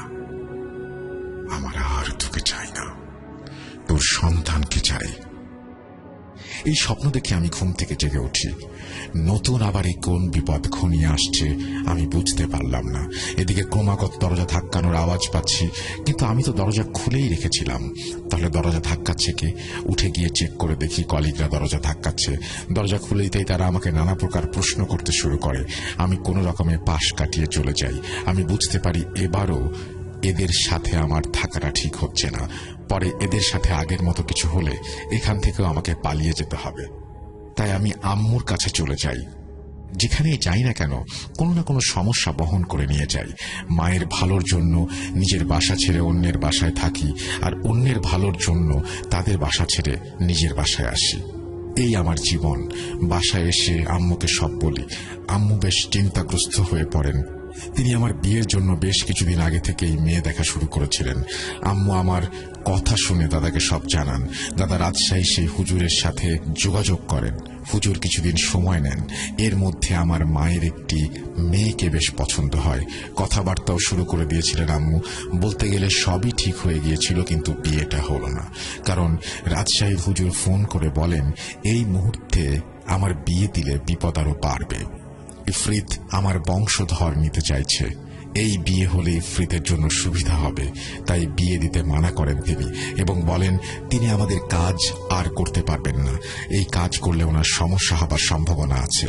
আর হ্যাঁ, উনি আমাদেরকে পুনরায় ওনাকে ফোন করতে নিষেধ করে দেন আর বলেন তিনি রাজশাহী ছেড়ে অন্য কোথাও চলে যাচ্ছেন, ওনাকে যেন খোঁজার চেষ্টা না করা হয়। তিনি আরও বলেন তিনি আমাদের নম্বর কাউকে দিয়েছেন যারা আমাদেরকে সাহায্য করতে পারবে। আমাদেরকে নাকি ওনারা যে কোনো বিপদ বেড়ে যাওয়ার সম্ভাবনা হলে ফোন করবেন। আমার বিয়ে ভেঙে যাওয়ায় মেয়ের পরিবার বেশ অপমানিত হয়। তাদের পরিবার বেশ গরিব ছিল, তাই তারা ধরে নেয় গরিব বলেই আমরা বিয়েটা ভেঙে দিয়েছি। আমার মা বিয়ে না দেওয়ার কারণ হিসেবে বলেন তিনি আমাকে বিদেশ পাঠাবেন চাকরির জন্য। মেয়ের পরিবার এই কথা শুনে কালিমা পড়িয়ে রাখার কথাও বলে, কিন্তু আমার মা রাজি হন না। তিনি বলেন তিনি ছেলের বউকে তার বাপের বাড়িতে রেখে যেতে চান না। আমার বিয়ে ঠিক হওয়া আর ভেঙে যাওয়া নিয়ে অনেকের মনে অনেক প্রশ্ন ছিল। এই প্রশ্নগুলো থেকে রেহাই পাননি আমার দাদাও। ওনাকেও অনেকে জিজ্ঞাসা করেছে কেন আমার বিয়েটা হলো না। প্রতিবার আমার দাদাকে মিথ্যা উত্তর দিতে হয়েছে, কারণ আসল সমস্যা জানলে এই জীবনে আমার বিয়ে হবে কিনা সেটা নিয়ে তাদের মনেও সন্দেহ ছিল। বিয়ে সংক্রান্ত কাজে আর কলিগদের সমস্যা থেকে বাঁচার জন্য আমি চাকরি থেকে 10 দিনের ছুটি নিয়েছিলাম। ছুটি শেষ হলে আমাকে আবার সেই কলিগদের সাথেই থাকা শুরু করতে হয়, কেননা বাসায় আমার বোন দুলাভাই আশায় ঠিকভাবে থাকার জায়গা হচ্ছিল না। এমন না যে আমি চাইলেও থাকতে পারতাম না, আমার জন্য আমার মা বোন দুলাভাই ভাবি কোন রকম সমস্যার সম্মুখীন হোক সেটা চাইনি। মেসে আসা 2 দিনের মধ্যেই একটি ঘটনার পুনরাবৃত্তি ঘটে। আমি সকালে গোসলের জন্য শাওয়ারে যাই এবং শাওয়ার চালু করতে শাওয়ার থেকে তাজা রক্ত পড়তে শুরু করে। সাথে সাথে ওয়াশরুমের দরজা খুলে বাইরে যেতে চেষ্টা করি, কিন্তু দরজা আমি কিছুতেই খুলতে পারছিলাম না। ভয়ে আমি দরজা ধাক্কাতে শুরু করি। অনেক জোরে ধাক্কানোর পরেও কেউ মনে হয় কিছুই শুনতে পাচ্ছিল না। শুনতে পেলে তাদের তো আসার কথা। ধীরে ধীরে শাওয়ার থেকে ঝরে পড়া রক্তের লেভেল বাড়তে থাকে। পানির সিঙ্ক দিয়ে রক্ত বের হতে থাকে, কিন্তু মনে হচ্ছিল সিঙ্ক কোনোভাবে হয়তো বন্ধ হয়ে গেছে। দরজার ফাঁক ফোকর দিয়েও যেন এক ফোঁটা রক্ত বাইরে বের হচ্ছিল না। পা দিয়ে পানির সিঙ্কে আঘাত করি যেন তা বন্ধ হয়ে থাকলেও খুলে যায়, কিন্তু কোনো লাভ হয় না। রক্ত উপরে উঠতে থাকে, আমার কোমর পর্যন্ত চলে আসে। এমন সময় আমার কলিটা দরজা ধাক্কাতে থাকে। 30-40 মিনিট যাবৎ আমি ওয়াশরুমে কি করছি, কোনো সারা শব্দ নাই কেন। পরবর্তীতে জানতে পারি তাদের কোনো কথারই নাকি আমি উত্তর দেইনি। এরপর তারা বিচলিত হয়ে বাইরে থেকে ধাক্কাধাক্কি শুরু করে। দরজা খুলে তারা দেখে আমার সারা গায়ে রক্ত লেগে আছে, কিন্তু ওয়াশরুমের কোথাও কোনো রক্তের চিহ্ন নেই। তারা ভয় পায়। তারা আমাকে বলে আমি ওয়াশরুমে আসার পর কোনো সারা শব্দ না পেয়ে তারা বাইরে থেকে আমাকে জিজ্ঞাসা করেছে যে কোনো সমস্যা হয়েছে কিনা, এবং তারা দরজা ধাক্কা দেয় এবং তারা আমার রক্ত দেখে সন্দেহ প্রকাশ করে। তারা অনেকবার আমার ক্ষতস্থান দেখতে চাইলেও আমি দেখাইনি। কিভাবে দেখাবো? আমি যে মিথ্যা বলছি। আমি বলেছিলাম ওদের আমার আঘাত লেগেছে। সত্যটা বলার সাহস আমার ছিল না। মিথ্যা বলাটাই সহজ মনে হয়েছিল আমার কাছে। আমি তাদেরকে ভয় পেতে আমাকে নিয়ে চিন্তা করতে বারণ করি। বাড়িওয়ালাকেও কিছু জানাতে নিষেধ করি। আমার কথা মেনে নেয় ওরা। কোনোভাবে সামলে নিয়ে এই পরিস্থিতি থেকে নিজেকে বের করে আনতে সক্ষম হয়েছিলাম। সত্যি বলতে আমি ধরেই নিয়েছিলাম আমি সক্ষম হয়েছি, কিন্তু বাস্তবতা ছিল ভিন্ন। আমার সাথেই আমার হেল্পার থাকতো, আর হেল্পার হয়তো আমার কথা শুনে নিজের চোখে দেখা এই সব কিছুকে মাথা থেকে একেবারে ছেড়ে ফেলে দিতে পারছিল না। আর তাই সে আমাকে একান্তে ডেকে নিয়ে বলে, ভাইজান, আপনি যদি কিছু মনে না করেন তাহলে 2টা কথা বলি। আমার মন বলছে এটা কোনো সমস্যা আছে। আজ যা দেখলাম তার সাথে আপনার কথা বলার মিল খুঁজে পেতে আবার কষ্ট হচ্ছে। আপনার হাত কাটেনি, আমি জানি। আমি লক্ষ্য করেছি আপনি এখানে আসার পর থেকে আমি খেয়াল করেছি আপনার রুমটা সারাদিন কেমন যেন অন্ধকার থাকে। বাইরে ল্যাম্পপোস্টের আলোতেও রুমের উজ্জ্বলতা পারে না। আপনার পিছনে আমি কালো ছায়াও খেয়াল করেছি। মানবাকৃতির ছায়াগুলো কেমন যেন বদলে বদলে যায়, কালো ধোয়ার মতো। আরো একটি ব্যাপার আমি লক্ষ্য করেছি, সেটি হচ্ছে আপনি এই মেসে আসার পর কখনোই নিজ হাতে বাজার লেখেননি। সবসময় আমাকে দিয়ে লিখিয়েছেন। এটা কি আসলেই স্বাভাবিক? মেসের হিসেব পাতিও কখনো করেননি। এর কারণ কি? আপনি আমাদেরকে সত্যি কথা বলছেন না ভাই। বাকিদের কথা আমি জানি না, তবে আমি আপনাকে এইটুকু নিশ্চয়তা দিতে পারি যে আপনি আমার কাছে সবকিছু খুলে বললে সেটা শুধুমাত্র আমার আর আপনার মধ্যেই থাকবে। অনেকদিন আগে থেকেই বলবো বলবো করছিলাম, কিন্তু আজ আর না বলে থাকতে পারলাম না। আমার হেল্পারের কথা শুনে আমি দোধরায় পড়ে যাই। তাকে কি আমার সবকিছু বলা উচিত নাকি অনুচিত আমি কিছু নির্ধারণ করতে পারছিলাম না। তাকে বেশ কয়েকবার ভুজুং ভাজুং দিয়েও লাভ হয়নি। অবশেষে আমাকে তার কাছে হার মানতে হলো। আসলে কিছু মানুষ আছে যাদেরকে বিশ্বাস করতে এমনিতেই মন চায়, তারা আসলেই বিশ্বাসযোগ্য হয়ে ওঠে। আমার এই হেল্পার ছিল তেমনই একজন মানুষ। সবকিছু খুলে বলি তাকে। আমার মায়ের সমস্যা শুরু হওয়া থেকে পাকিস্তানে বড় হওয়া, দেশে ফিরে আসা, সবই তাকে জানাই এবং এসব কারোর সাথে শেয়ার করতে নিষেধ করে দেয়। সেও আমাকে কথা দেয় এসব অন্য কারো কাছে কখনোই পৌঁছাবে না। সে আমাকে বলে সে নাকি আমার জন্য এক পরিচিত হুজুরের সন্ধান দেবে এবং রাতে আমাকে একা ঘুমাতে নিষেধ করে। সে রুমেই থাকতে শুরু করে এই বলে যে আমাকে বড় ভাই মনে করে। বড় ভাইয়ের এই অবস্থায় সে কখনোই তাকে একা রেখে যেতে পারে না। আসলে আমার হেল্পার অনেকটাই অনাথ টাইপের ছিল। ওর বড় ভাই ছিল কিন্তু ওর তেমন কোনো খোঁজ খবর নিত না। আমিও তাকে আমার ছোট ভাইয়ের মতোই দেখতাম। যথারীতি সে আমার রুমেই থাকতে শুরু করলো। বেশ কয়েকদিন যাবৎ সে আমার সাথেই থাকছে, কোনো সমস্যা হচ্ছে না। এত কিছুর পরেও আমি কোন ধরনের কোনো সমস্যা না হওয়াটাকে সন্দেহজনক মনে করছিলাম। আমি আমার হেল্পারকে বারবার জিজ্ঞেস করি আসলে তার কোনো সমস্যা হচ্ছে কিনা। সে আমাকে বারবার বলে ঠিক আছে, কিন্তু সে মিথ্যা বলছিল। সমস্যা তার সাথে হচ্ছিল যা সে আমার কাছ থেকে গোপন করে গেছে। আমার সাথে থাকার সময় প্রতিদিনই সে বাজে স্বপ্ন দেখতে শুরু করে। সে আমাকে বলে স্বপ্নে কালো একটি ধোয়ার কুণ্ডলী পাকানোর ছায়া তার সামনে আসে এবং তারপরে সে তাকে চলে যেতে বলে, ভালো চাইলে, জীবন বাঁচাতে চাইলে সাবধান হতে বলে। আমি তার কথা শুনে তার উপর বেশ রাগান্বিত হই, কেননা সে আমাকে সব আগে বললে তার সমস্যা বাড়ার আগে আমি তাকে আলাদা করে দিতাম তার ভালোর জন্যই। কিন্তু আমার কথা ভাবতে গিয়ে সে নিজের বিপদ ডেকে এনেছে। আমি ঘুণাক্ষরে বুঝতে পারিনি। তাকে আমি বেশ বকাঝকা করি আর আলাদা থাকতে বলি, কিন্তু সে যেন একেবারে নাছোড়বান্দা। তার সাথে আমি আর পেরে উঠলাম না। কিন্তু তাকে আমি সাফ জানিয়ে দিলাম এরপর এমন কোন স্বপ্ন আর একবার দেখলেই আমার রুম থেকে সে যেন স্বেচ্ছায় বের হয়ে যায়। সে আমার কথায় রাজি হয়ে যায়। শেষ রাত সে আমার সাথে থেকেছিল। সে রাতে কোনো স্বপ্ন দেখেনি, শুধুমাত্র একটি আওয়াজ 3 বার তার কানে ভেসে এসেছিল। আওয়াজ বলছিল, তোর সব থেকে প্রিয় জিনিসটা তোর কাছ থেকে নিলাম, কেড়ে নিলাম। আস্তে আস্তে আওয়াজটার তীব্রতা কমতে থাকে, বাতাসের সাথে বিলীন হয়ে যায়। ভয়ে সে ঘুম থেকে জেগে ওঠে, আমাকে স্বপ্নের কথা জানায়। আমি বেশ বিচলিত হয়ে পড়ি, কেননা তার কোনো ক্ষতি হলে সেটার দায়ী আমি থাকব। ফজরের ওয়াক্তের কয়েক মিনিট বাকি ছিল। আমিও সে উজু করে মসজিদে চলে যাই সালাত আদায়ের জন্য।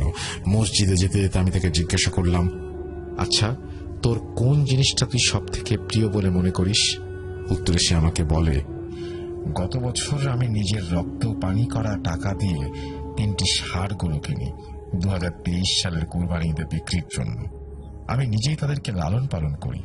এখানে আসার আগে বাড়িতে আমার পরিচিত একজন লোক রেখেছিলাম যে কিনা আমার অতি আদরের 3টা গরুর দেখাশোনা করে।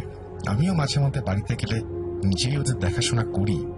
ওরাই আমার কাছে সবচেয়ে মূল্যবান। আমি তাকে কোনো কিছু বলার ভাষা পাই না। মসজিদে প্রবেশ করে নামাজ শেষ করে বের হয়ে যাই। বের হতে তাকে বাড়িতে ফোন করতে বলি। সে তার বড় ভাইকে ফোন করে, কিন্তু সে ফোন ধরে না। তারপর তার বাড়ির কাছে এক বোনকেও ফোন করে, তিনিও ফোন রিসিভ করেন না। আমি আমার ভাইয়াকে ফোন করে সব ঘটনা জানাই। ভাইয়া আমাকে অভয় দিয়ে বলেন, যা হবার হবে, পরে দেখা যাবে। বাসায় ফিরে সেদিন ঘুমাতে পারলাম না। আনুমানিক 7টায় আমার হেল্পারের ভাই তাকে ফোন করে জরুরি ভিত্তিতে বাড়িতে যেতে বলে। ভাইয়ের কথা শুনে সে খারাপ একটা কিছু আন্দাজ করে কান্নাকাটি শুরু করে দেয়। আমি তাকে শক্ত হতে বলি। আমার নিজের কাছে থাকা 1000 টাকার একটি নোট তার হাতে দিয়ে তাকে বাড়িতে পাঠিয়ে দেই। সেদিন আর ডিউটিতে যায়নি। চিন্তা হচ্ছিল হেল্পারের জন্য। বিকেল 4টার পর সে আমাকে ফোন করে। ফোনের ওই পাশ থেকে আমি বুক ফাটা কান্না আর আর্তনাদ শুনতে পাই। আমার স্বপ্ন শেষ ভাইজান, আমার স্বপ্ন শেষ। আমার আদরের 3টা গরু আমার সামনেই মরে পড়ে আছে। এই দৃশ্য আমি কিভাবে সহ্য করব ভাইজান, কিভাবে সহ্য করব? আমার গরুগুলো কোথায় গেল? তার আর্তনাদ শুনে আমার চোখে পানি চলে আসে। কান্না থামানোর অনেক চেষ্টা করেও আমি ব্যর্থ। আমার জন্যই আজ ওর আদরের 3টি গরু দুনিয়াতে নেই। আমি ওর সাথে কথা শেষ করে সাথে সাথে আমার ভাই আর আমার মাকে ফোন করে সব জানাই। আমার মা আমার ভাইয়ার সাথে কথা বলবেন বলে জানান আর আমাকে নিশ্চিত করেন কোনো কিছু চিন্তা না করতে। দেখতে দেখতে দিন কেটে যায়। আমি আমার হেল্পারের কোনো খোঁজ পাচ্ছি না, তার ফোনটাও বন্ধ। এভাবে 10 দিনের মতো পার হয়ে যায়, তার কোনো খোঁজ নেই। আমি খুব দুশ্চিন্তাগ্রস্ত ছিলাম ওই সময়। নতুন করে আবার কোনো বিপদ হলো কিনা এই ভাবতে ভাবতে আমি পাগল হয়ে যাচ্ছিলাম। প্রায় 12-14 দিন পর সে কাজে ফিরে আসে। তাকে দেখে মনে হচ্ছিল জীবন যুদ্ধে পরাজিত একজন মানুষ। আমাকে দেখেই সে আমাকে জড়িয়ে ধরে হাউমাউ করে কেঁদে উঠল। কান্না সেদিন অনেকেই দেখেছিল তার, আমিও কেঁদেছিলাম। আমি তাকে শান্ত করার সাথে সাথে আমার বাসায় নিয়ে যাই, কেননা আম্মু ওর সাথে দেখা করতে চেয়েছিল। বাসায় এসে তাকে খাইয়ে দাইয়ে আম্মু তার হাতে টাকা তুলে দেন। টাকার পরিমাণটা আমি উল্লেখ করতে চাচ্ছি না, কেননা মানুষের রক্ত পানি করা টাকার পরিমাণ কোনো সংখ্যা দিয়ে বিচার করা যায় না, প্রকাশ্য করা যায় না। সে এই টাকা কিছুতেই নিতে রাজি হচ্ছিল না। আমার আম্মু তাকে ধমক দিয়ে বলেন সে আমার ছোট ভাইয়ের মতো আর আমার আম্মুর সন্তানের মতো। সন্তানের বিপদে মা এগিয়ে আসবে না তো কে আসবে? আমার আম্মু কথা শুনে সে টাকাটা নেয় এবং সেদিনের পর থেকে আমি তাকে আমার থেকে আলাদা করে দেই। আমি চাচ্ছিলাম না আমার জন্য নতুন করে কোনো কিছু সমস্যার সৃষ্টি হোক। আমার হেল্পার আমাকে বলেছিল সে আর এই দেশে থাকবে না। আমিও তাকে যথাযথ সাহায্য করি তার বিদেশ যাওয়ার ব্যাপারে। ভিসা আসাটাই শুধু বাকি ছিল। ভিসা পেলেই তাকে অন্য কোনো দেশে পাড়ি জমাতে বলি, আসলে যা তারই ব্যক্তিগত ইচ্ছা ছিল। দেখতে দেখতে রমজান মাস চলে আসে। আল্লাহ তাআলা আসলেই এই মাসে রহমত দান করেন। তারই ফলস্বরূপ 1 মাস আমার পরিবারের সাথে কোনো সমস্যা হয়নি। এই সময়টুকু এতটাই ভালো গিয়েছিল যে আমি আমার সাথে ঘটে যাওয়া ঘটনাগুলো পর্যন্ত ভুলতে বসেছিলাম। রমজানের ঈদের পরেই ছোটখাটো সমস্যা মাথাচাড়া দিয়ে উঠল। আমার মা অসুস্থ হয়ে পড়লেন। ওনার শরীরে বেশিরভাগ সময় জ্বর, ওনার মুখে কোনো রুচি নেই, একেবারেই খেতে চান না, আস্তে আস্তে দুর্বল হয়ে যেতে থাকেন। মা এছাড়াও রান্না করা খাবার খেতে পারছিলেন না। আমরা কেউই খেতে পারছিলাম না। খাবার রান্না করে চেখে দেখলে খাবার ঠিক পাওয়া যায়, কিন্তু দুপুরে খেতে গেলে দেখা যায় খাবারের সমস্যা। গরুর মাংসের সমস্যা বেশি হতো। খাবারে হঠাৎ করে লবণের পরিমাণ বেড়ে যেত, এছাড়াও মরিচের পরিমাণ বা মশলাপাতির পরিমাণ বেড়ে যেত। যাই হোক, সেদিন আমার চোখের সামনে ঘটে এক অদ্ভুত ঘটনা। আমার বাসার সদর দরজা দিয়ে একটা কালো বিড়াল প্রবেশ করে। এখানে অবাক করার মতো কিছুই ছিল না, তাই না? কিন্তু না, এখানে অবাক করার মতো ঘটনাটি ঘটে। সদর দরজা বন্ধ করার পরও বিড়ালটি দরজা ভেদ করে যেন বাড়ির ভেতরে প্রবেশ করে। আমাদের কাউকে কোনো প্রকার ভয়ও পেল না। মাছ মুখে করে নিয়ে আবার দরজা দিয়ে চলে গেল। এই সম্পূর্ণ সময় সদর দরজাটি বন্ধই ছিল। এই ঘটনা আমি একা দেখে থাকলে মনের ভুলই ধরে নিতাম, কিন্তু সেটি হলো না। আমার মা, ভাবি, ভাই সবাই দেখেছেন এই ঘটনা। দিন দিন এসব ঘটনা বেড়েই চলেছিল। কোনো উপান্তর না দেখে আমার দাদাকে সব জানানো হয়। দাদা কিছু একটা করবেন বলে আশ্বাস দেন। হয়তো তিনি কিছু করেছিলেন, কেননা ওনার সাথে কথা বলার পর প্রায় 2 থেকে 3 মাস তেমন কোনো সমস্যা ছিল না। আমার দাদা এমনিতেও বৃদ্ধ মানুষ ছিলেন, তিনি বেশ দৌড়ঝাঁপ করতে পারতেন না। সেজন্য আমার দাদা আমার এক কাকাকে হুজুরের খোঁজের দায়িত্ব দিয়েছিলেন। আমার কাকা অনেক খোঁজাখুঁজি করেন, অনেকের খোঁজও পান, কিন্তু বর্তমান দুনিয়াতে যে পরিস্থিতি সেটা আমাদের সকলেরই জানা। মানুষ শুধু নিজের স্বার্থ নিয়ে চিন্তা করে। এই দীর্ঘ সময় ধরে চলতে থাকা সমস্যার প্রেক্ষিতে অনেকের সাথেই আমাদের পরিচয় হয়, কিন্তু বিশ্বাস করা যায় এমন মানুষের সংখ্যায় ছিল নগণ্য। বেশিরভাগ কবিরাজি আসলে টাকার দাবি করে এবং টাকা খরচ করে প্রতারণার শিকারও হয়েছি আমরা। এভাবে চলতে থাকে আমাদের আর্থিক অনটন। আর্থিক দিক থেকে আমরা আরো দুর্বল হয়ে পড়ি। এর পেছনে কারণগুলো স্বাভাবিকভাবে আমাদের বলার মতন ছিল। এর পেছনে বেশ কিছু কারণ রয়েছে। আমাদের গ্রামের বাড়িতে থাকায় আমার বাবা এবং আমার নামে যে জমিগুলো ছিল সেগুলো আমরা অনেকের কাছে লিজ দিয়েছিলাম। যারা জমি লিজ নিয়েছিল তারা সেখানে ধান সহ অনেক ফসল চাষ করতেন, কিন্তু বেশ কিছুদিন যাবৎ তারা ঘরে আশানুরূপ ফসল তুলতে পারছেন না। ফসলে হঠাৎ করে নানা প্রকারের নাম না জানা পোকা দেখা দিতে শুরু করে। এরকম নানান ধরনের সমস্যা হয়। কখনো জমিতে লাঙ্গল দিয়ে ফসল মারিয়ে দেওয়া হয়। আবার গ্রাম থেকে একটু দূরে শহরে আমাদের একটি মোটামুটি বড় পাকা ভবন ছিল, যা কিছুদিন আগেও একটি মার্কেটের অংশ ছিল। সেই ভবনে যারা ভাড়া নিয়েছিলেন তাদের ব্যবসাও ফুট করে খারাপের দিকে যায়। ঈদের সময়ও তাদের বেচা বিক্রি কম হয় এবং সমস্যা চলতেই থাকে। জমি দোকান ছেড়ে আমাদের কাছে ভাড়ার অর্ধেক টাকা ফেরত চান তারা। প্রায় 22 লাখের মতো গচ্ছিত হয়েছিল আমাদের ওই লিজ এবং দোকানের ভাড়া হিসেবে। এই টাকা তো আর রেখে দেওয়ার কিছু ছিল না। দোকান ভাড়া, লিজের টাকা পেয়ে সেগুলো বিভিন্ন কাজে ব্যবহার করা হয়েছিল। কে জানতো এই টাকা লিজ একদিন ফেরত আসবে। 11 লাখের মতন টাকা আমাদের ফেরত দিতে হয়। এই টাকা ফেরত দেওয়াটা মোটেও সহজ কাজ ছিল না। আমার ভাইয়াকে সব জানানো হয়।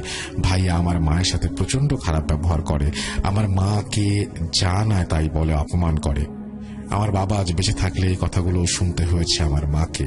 তবু আমাদের নিজের সন্তানের মুখ চিন্তা করে সে থাকে। এবং আমি চাকরি করতাম, বেতন ছিল মাত্র 20,000 টাকা। আমার নিজের খরচ চালানোর পর বাকি টাকাটা আমি আমার মায়ের হাতেই তুলে দিতাম। কিন্তু সেই টাকা তো আর 10 লাখ টাকার ঘাটতি পূরণে পর্যাপ্ত নয়। ভাইয়ার ব্যাপার দাদাকে জানানোর পর আমাদের দাদাও বেশ অবাক হন। তিনি ভাইয়ার সাথে কোনো প্রকার তর্কে যেতে নিষেধ করেন। আমার দাদা নিজে কিছুদিন কিছু সম্পত্তি রেখে গিয়েছিলেন, কেননা চেয়েছিলেন বৃদ্ধ বয়স যেন ওনার সন্তানদের বোঝা মনে না হয়। এই সম্পত্তি আমার বড় 2 কাকা কিছুতেই নিতে রাজি না। আমার দাদা এই জন্য এই সিদ্ধান্ত নেন যে ওনারা আমার দাদার সাথে মারাত্মক বাজে ব্যবহার করেন, আমার মাকে নিয়েও কটু কথা বলেন এবং এই সম্পত্তির সমান ভাগিদার হওয়ার জন্য ওনারা যা যাই করুক না কেন এক পর্যায়ে এটাও বলেন এই সম্পত্তির ভাগ না পেলে জীবনের সমস্যার কথা গ্রামের সবাইকে জানাবো, ঢোল পিটিয়ে গ্রামের সবাইকে জানাবো। আমার দাদা এই কথা শুনে চুপ হয়ে যান। তিনি কি করবেন বুঝতে পারেন না। মান সম্মানের ভয়। আমার দাদার অকাল মৃত্যুতে দুর্ঘটনা বলে জানানো হয়। তিনি একটা দুর্ঘটনা করে মারা যান এবং কোনোভাবেই তার মৃত্যুটা কেন ঘটেছে সেটা সলভ হচ্ছিল না। এসব ব্যাপার আমার ছোট কাকা চুপচাপ লক্ষ্য করেন। তিনি কিছুটা অন্যরকম মানুষ ছিলেন। তিনি আমার বাবাকে বেশ ভালোবাসতেন, আমাকেও অনেক আদর করতেন। আর তাই ওনারা যখন বারবার নিষেধ করছিলেন তখন আমার কাকা বলেন, আরে আমি তো এমনি টাকাটা দিচ্ছি না, ধার হিসেবে দিচ্ছি, সময় মতো ফেরত দিয়ে দিন। সব দিক বিবেচনা করে ছোট কাকার কাছ থেকে প্রায় 5 লক্ষ টাকা ধার চাই। আর বাকি টাকা আমার মায়ের গয়নাগাটি বিক্রি করে ছোটখাটো কোনো একটা ধার দেনা করে জোগাড়ের চেষ্টা করবো বলে জানাই। আমার কাকা এতে রাজি হন না। তিনি জমি বিক্রি করে আমাদেরকে 10 লাখ টাকা দেন, যা একটি চুক্তিপত্রের কাজে লিপিবদ্ধ করা হয়েছিল। টাকা পাওয়ার সাথে সাথে দোকানদারদের আর জমি লিজ নেওয়া ব্যক্তিবর্গকে ওনাদের টাকা ফেরত দেই। অবশেষে এই সমস্যা থেকে মুক্তি পাই। দিন পার হতে থাকে কোনো সমস্যা ছাড়াই। কিন্তু এবারে কোনো সমস্যা হবে না এমন কিছু আমি ভাবিনি, কেননা প্রতিবার সমস্যা হবে না ভেবে এসেছি আর ভুল প্রমাণিত হয়েছি। তাই এবার মন থেকে আর সায় পেলাম না। এভাবে চলতে চলতে একদিন আমার ছোট চাচা আমার মাকে ফোন দেন, ওনার সাথে কথা বলেন এবং বেশ চিন্তিত হয়ে পড়েন। আমার মাকে তিনি বলেন, গ্রামে আসবেন না? অনেকদিন তো হলো, একটিবার এসে আমাদের সাথে দেখা করে যান। কখন কি হয় না হয় কেউ তো জানে না, সবকিছু আল্লাহ তাআলার ইচ্ছা। চলে আসুন। কাকার এই কথাগুলো আর যাই হোক ভালো কিছুর ইঙ্গিত ছিল। আমি নিজেও আগে বলেছি আমার গ্রামে যাবার সময় নদী পার হতে হয় আমাদের, এবং সেজন্য এক প্রকার নিষেধ ছিল। তবুও গ্রামে যাবার সিদ্ধান্ত নেই। সময়টা ছিল 2023-এর রমজান মাস, ঈদের ছুটির দিন। এবারে বাড়িতে আসার পর আমাদের 3 জনের আর তেমন কোনো সমস্যা হয়নি। প্রিয় লিসেনার্স, আপনারা হয়তো ভাবছেন ঘটনার দিকে শেষের দিকে যাচ্ছে, হয়তোবা ঘটনাটি শেষ, কিন্তু এখনো আরো কিছু বাকি আছে। বাকি অংশ পরের এপিসোডে দেব বলে ভাবছি। কিন্তু ঘটনা যত বড়ই হোক না কেন আপনাদেরকে অপেক্ষা করানোটা আমার পক্ষে সম্ভব নয়, আর তাই পরবর্তী অংশ লিখে দিচ্ছি। বাড়িতে যাবার পর কোনো সমস্যা না হলে আমার দাদা আমার কাকাকে অসুস্থ অবস্থায় দেখেছিলাম। সবার সাথে দেখা করে আমি বাড়ি থেকে আমার কর্মস্থলে চলে আসি। আমি এসে কাজে ব্যস্ত হয়ে পড়ি। সুন্দরভাবে সময় কাটছিল। হঠাৎ জুন মাসের 2য় সপ্তাহের কোনো একদিন জানতে পারি আমার মা নাকি জুনের 1 তারিখ থেকে বেশ অসুস্থ। আমার মা ঠিক মতো খেতে পারছেন না, খেলেই বমি হয়ে যাচ্ছে, শরীরে কোনো বল পাচ্ছেন না, প্রায় শয্যাশায়ী। আমি এসব জেনে আমার বোন আর ভাবির ওপরে কিছুটা মনক্ষুণ্ণই হই, কারণ আমার মায়ের অসুস্থতার খবর আমাকে দেয়া হয়নি। আমি আমার মাকে চট্টগ্রাম মেডিকেলে নেবার সিদ্ধান্ত নিই। চট্টগ্রামে নেবার পর ডাক্তাররা দেখে অনেকগুলো টেস্ট করতে দেন। আমার কাছে যা টাকা ছিল প্রায় সবই ফুরিয়ে যায়। অনেক ধার দেনাও করতে হয়েছে আমাকে। এক পর্যায়ে আর কোনো উপায় না পেয়ে আমি আমার মামার কাছ থেকে 10,000 টাকা ধার নেই আম্মুর চিকিৎসা চালানোর জন্য। আম্মুকে হাসপাতালে রেখেই আমি আমার চাকরির ডিউটি করতাম। ডিউটি থেকে অফিস, আবার ডিউটিতে যাওয়া, এভাবেই আমার জীবন কঠিন হয়ে যাচ্ছিল। কিন্তু নিজের মায়ের জন্য আমি কোনো কিছুর পরোয়া করিনি। আমার মায়ের সাথে আমার বোন দুলাভাইও ছিলেন, তাই তেমন একটা সমস্যাও আমাকে পোহাতে হয়নি। ওনারা বেশ কষ্ট করেছেন, যা আমি নিজের চোখে দেখেছি। আমার মাকে মোট 5টি টেস্ট করতে দেওয়া হয়েছিল। টেস্টের রিপোর্ট আনার পর ডাক্তার কোনো সমস্যাই খুঁজে পান না, কেননা সকল রিপোর্ট ছিল একেবারে স্বাভাবিক। আমার মায়ের শরীর দুর্বল থাকায় হাসপাতাল থেকে ওনাকে ছেড়ে দেওয়া হয়নি, দিন রাত ওনাকে স্যালাইন দিয়ে রাখা হয়। এদিকে আমার দুলাভাই রাজশাহী থেকে চট্টগ্রামে এসে নিজের ব্যবসা দাঁড় করাতে শুরু করে এবং কোনো অভিযোগ না করে নিষ্ঠার সাথে নিজের কাজ করে যাচ্ছিলেন। কিন্তু আমি বুঝতে পারছিলাম আমার বোন একা হাতে সব সামলাতে পারবে না, আর তাই আমি পুনরায় আমার চাকরির অধ্যায়ের ইতি টেনে আমার মায়ের দেখাশোনার সিদ্ধান্ত নেই। এভাবে দিনকাল চলছিল। হঠাৎ একদিন আমার ফুপু আমার মাকে ফোন দিয়ে বলেন, দাদা আর ছোট কাকা গুরুতর অসুস্থ, ওনারা নাকি রাজশাহী মেডিকেলে ভর্তি আছেন। কিন্তু এত জলদি উনি গুরুতর অসুস্থ হয়ে পড়বেন তা ভাবিনি। রাজশাহী মেডিকেলে যাবার জন্য টিকিট কাটি, সেখান থেকে বাড়িতে যাবার সিদ্ধান্ত নেই। আমি আমার বোন, আমার ছোট ভাগ্নিকে সাথে করে রাজশাহীর উদ্দেশ্যে রওনা হই। রওনা হবার পর যমুনা সেতু পার হতে বেশ সময় লাগছিল। বাসে ওঠার আগে হুজুরের সাথে ফোনে কথা বলে নেই। তিনি আমাদেরকে কিছু আমল দেন আর দোয়া পড়তে বলেন। ভয়ে ভয়ে যাত্রা শুরু করেছি। যমুনা সেতুর কাছে এসে গাড়ি যেন কেমন স্লো হয়ে যায়। আমরা সবাই চিন্তিত হয়ে পড়ি। আমি গাড়িতে গিয়েছিলাম সেটা নাম বললে সবাই চিনবেন এবং বাংলাদেশের খুব বিখ্যাত একটি কোম্পানি। যাই হোক, আসল ঘটনায় আসি। আসলে হঠাৎ করেই বাতাস ভারী হয়ে আসে। আমি দেখতে পাচ্ছিলাম গাড়িটি পানির অতলে তলিয়ে যাচ্ছে। গাড়ি স্টার্ট নেওয়ার পরেই আমাদের গন্তব্যের উদ্দেশ্যে আমরা যাত্রা শুরু করি। কিন্তু যমুনা সেতুতে গাড়ি চলছিল যেটা অপেক্ষাকৃত ধীর গতিতে, আমি আগেই বলেছি, এবং আস্তে আস্তে মনে হচ্ছিল একটা সময় সেটা পানির অতলে তলিয়ে যাচ্ছে। আমি ছটফট করছি। আসলে কি আমি জ্ঞান হারিয়েছি? জানি না। তীব্র ভয় সন্ত্রস্ত অবস্থায় দোয়া পড়তে থাকি নিজের মনে। সেতু পার হলে টোল সেন্টার অতিক্রম করার পর সবকিছু স্বাভাবিক হয়ে যায়। হঠাৎ একটি বিকট শব্দে আশেপাশে অন্ধকারাচ্ছন্ন হয়ে যায়। পেছন থেকে একটি ট্রাক এসে আমাদের ধাক্কা মারে। ড্রাইভার কোন রকম বাসকে নিজের নিয়ন্ত্রণে নিয়ে আসে এবং ট্রাক ড্রাইভারের সাথে কথা হলে তিনি বলেন, আপনাদের বাস নাকি কোনো প্রকার ইন্ডিকেটর ছাড়াই ডান দিকে, মানে যাই হোক, একটা বাঘ বিতণ্ডা হয় এবং সেখানে ঝামেলা হয় এবং গাড়ি স্টার্ট দিয়ে চলতে শুরু করে। গাড়ি চলতে চলতে সিরাজগঞ্জে এসে যাত্রা বিরতি দেওয়া হয়।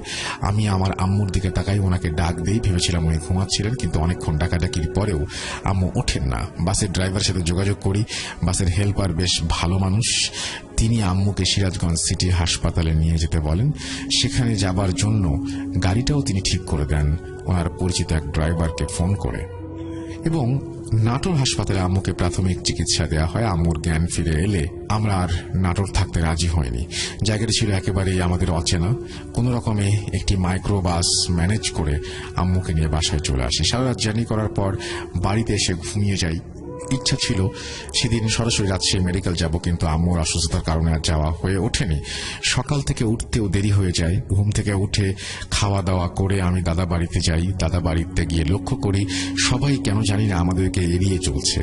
আমার বড় কাকি, সবাই, বাসার সবাই, এবং আমার বোনেরা হয়তো আমাকে তেমন ভালোভাবে চেনে না তাই এমন করছে, কিন্তু আমার ভাইয়েরা তো আমাকে চিনত। তারা কেন এমন করছে সেটা আমি বুঝতে পারছিলাম না। যাই হোক, এসব চিন্তা বাদ দিয়ে আমি সবার সাথে কথা বলার চেষ্টা করতে থাকি। আমার ছোট ফুপু আমাকে বলেন, আমার দাদা আর কাকা রাজশাহী মেডিকেলে। উনি ভেবেছিলেন আমি হয়তো এই ব্যাপারে জানি না, কিন্তু আমি তাদেরকে সবকিছু জানাই। যাই হোক, আমার মা আমাকে ছোট ফুপুর সাথে ফোনে কথা হবার পরপরই এই সমস্ত ব্যাপারে জানিয়েছিলেন। আর দেরি না করে আমি রাজশাহী মেডিকেলে চলে যাই আমার দাদা আর আমার কাকাকে দেখার জন্য। হাসপাতালে গিয়ে দেখি পাশাপাশি বেডে আমার দাদা আর কাকা শুয়ে আছেন। দাদা আমাকে দেখে কান্না জড়িত কণ্ঠে ইশারা করে কিছু একটা বলতে চাচ্ছিলেন, কিন্তু পারছিলেন না। ওনার বাক শক্তি ছিল না বললেই চলে। ফুপুর কাছ থেকে জানতে পেরেছি আমার কাকা যখন আমাদের সাহায্য করতে জমি বিক্রি করেন, তার কিছুদিন পর প্রতি রাতে আমাদের বাড়ির সামনে একটা বিড়ালের ডাক শুনতে পান। বেশ কিছুদিন পর বিড়ালের কান্নার আওয়াজ শুনে বাইরে গিয়ে একটা কালো বিড়াল দেখতে পান। বাসায় এনে সবাইকে জানান এই কথা। পরদিন থেকেই ওনারা আর কোনো কথা বলতে পারেন না। দাদার কাকার মধ্যে দেখা হয় সন্ধ্যায়। নানা বাড়িতে ফিরে আসি আমি, আমার মা আর আমার বোন, আমরা সবাই আমার নানা বাড়িতেই ছিলাম। দাদা বাড়িতে কেউ কোনোভাবে জন্মগ্রহণ করেনি। নানা বাড়িতে থাকাটাই ভালো মনে করেছিলাম আমরা। দাদা আর কাকাকে দেখে আসার দিনেই খবর আসে আমার দাদা আর ছোট কাকা দুনিয়ার মায়া কাটিয়ে ওপারে পাড়ি জমিয়েছেন। আমার দাদা আমার কাকাকে হারিয়ে একেবারে যেন আমি নিঃস্ব হয়ে যাই। 27 জুন দুপুর 12টা। ওনাদের জানাজা সম্পন্ন হয়। আমার দাদার কাকার মৃত্যুতে মাও বেশ ভেঙে পড়েন এবং নিয়তিকে মেনে নিতে হবে। 27 তারিখ দাদার আর কাকার জানাজা শেষ হবার পর দাফনের কাজ শুরু হয়। সেদিন রাতে নানা বাড়িতে ফিরে না এসে দাদার বাড়িতে থেকে গেলাম। ভোরবেলায় হঠাৎ কারো আওয়াজ, জীবন, এই জীবন, এই উঠোনে একা কি করছিস? আমার সাথে ছাদে চল, ছাদে ছোট একটা বাগান করেছি, চল তোকে দেখিয়ে নিয়ে আসি।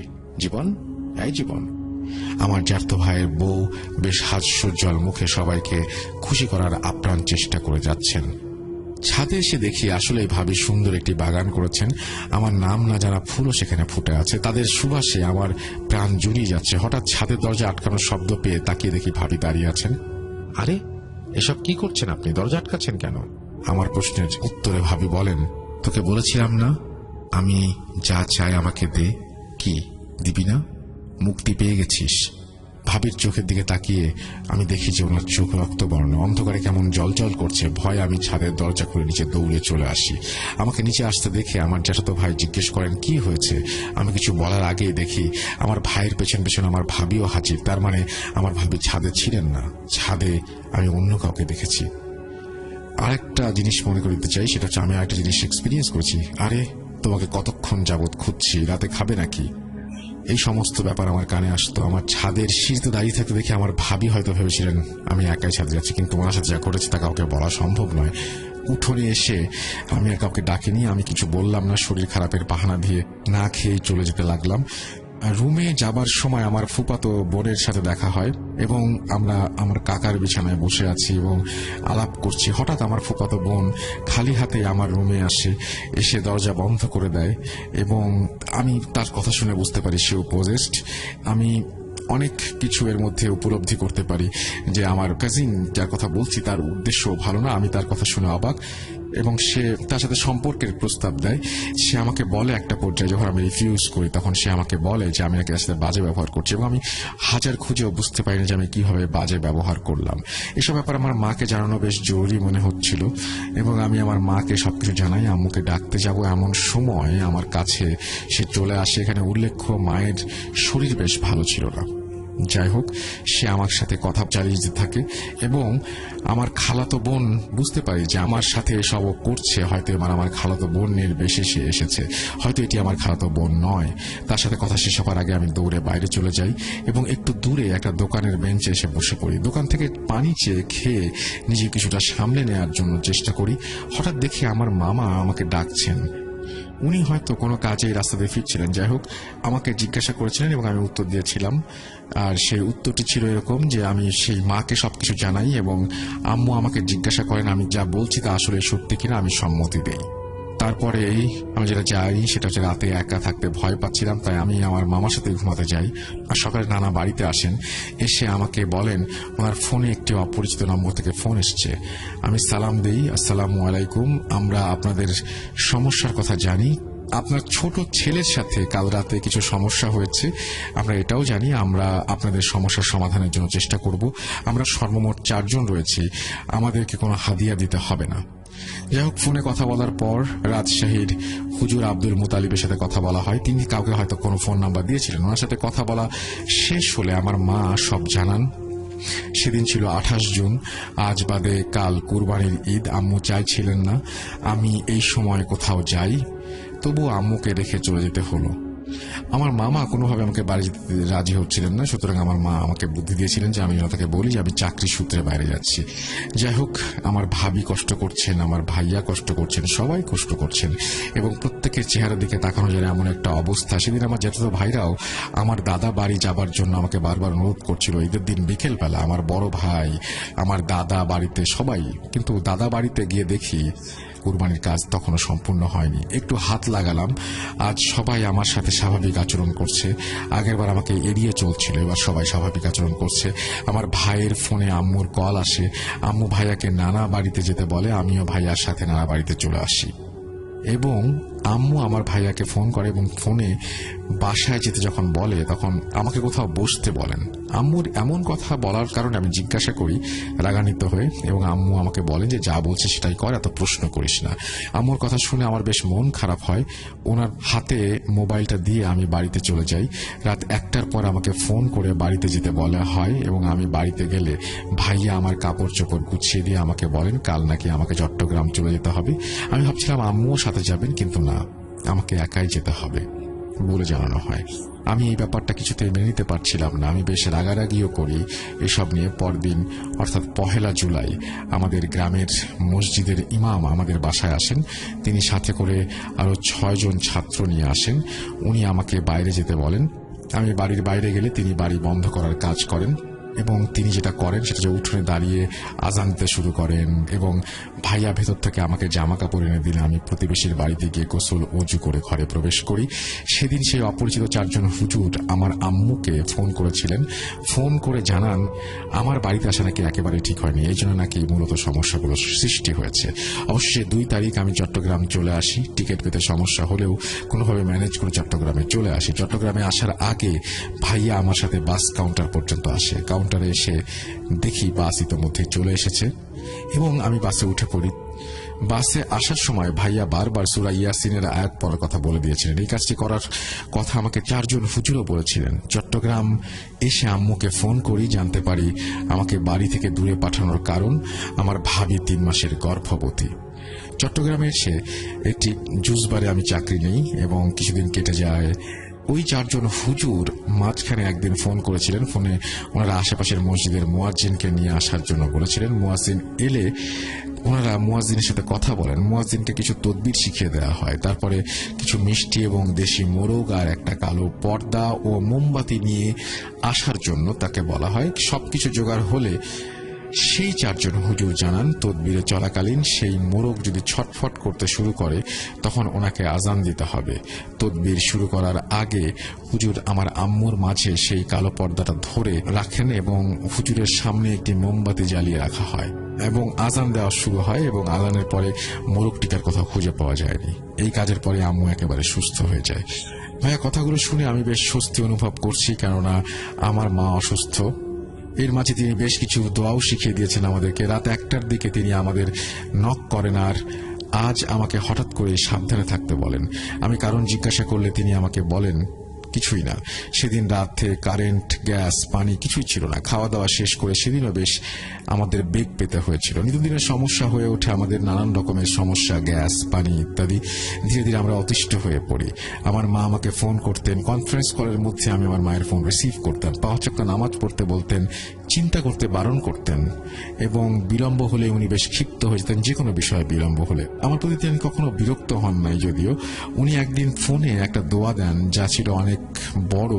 মোবাইলে দেখে সেই দোয়া পড়া আমার জন্য কঠিন, তাই প্রিন্ট করে আনার কথা ভাবি।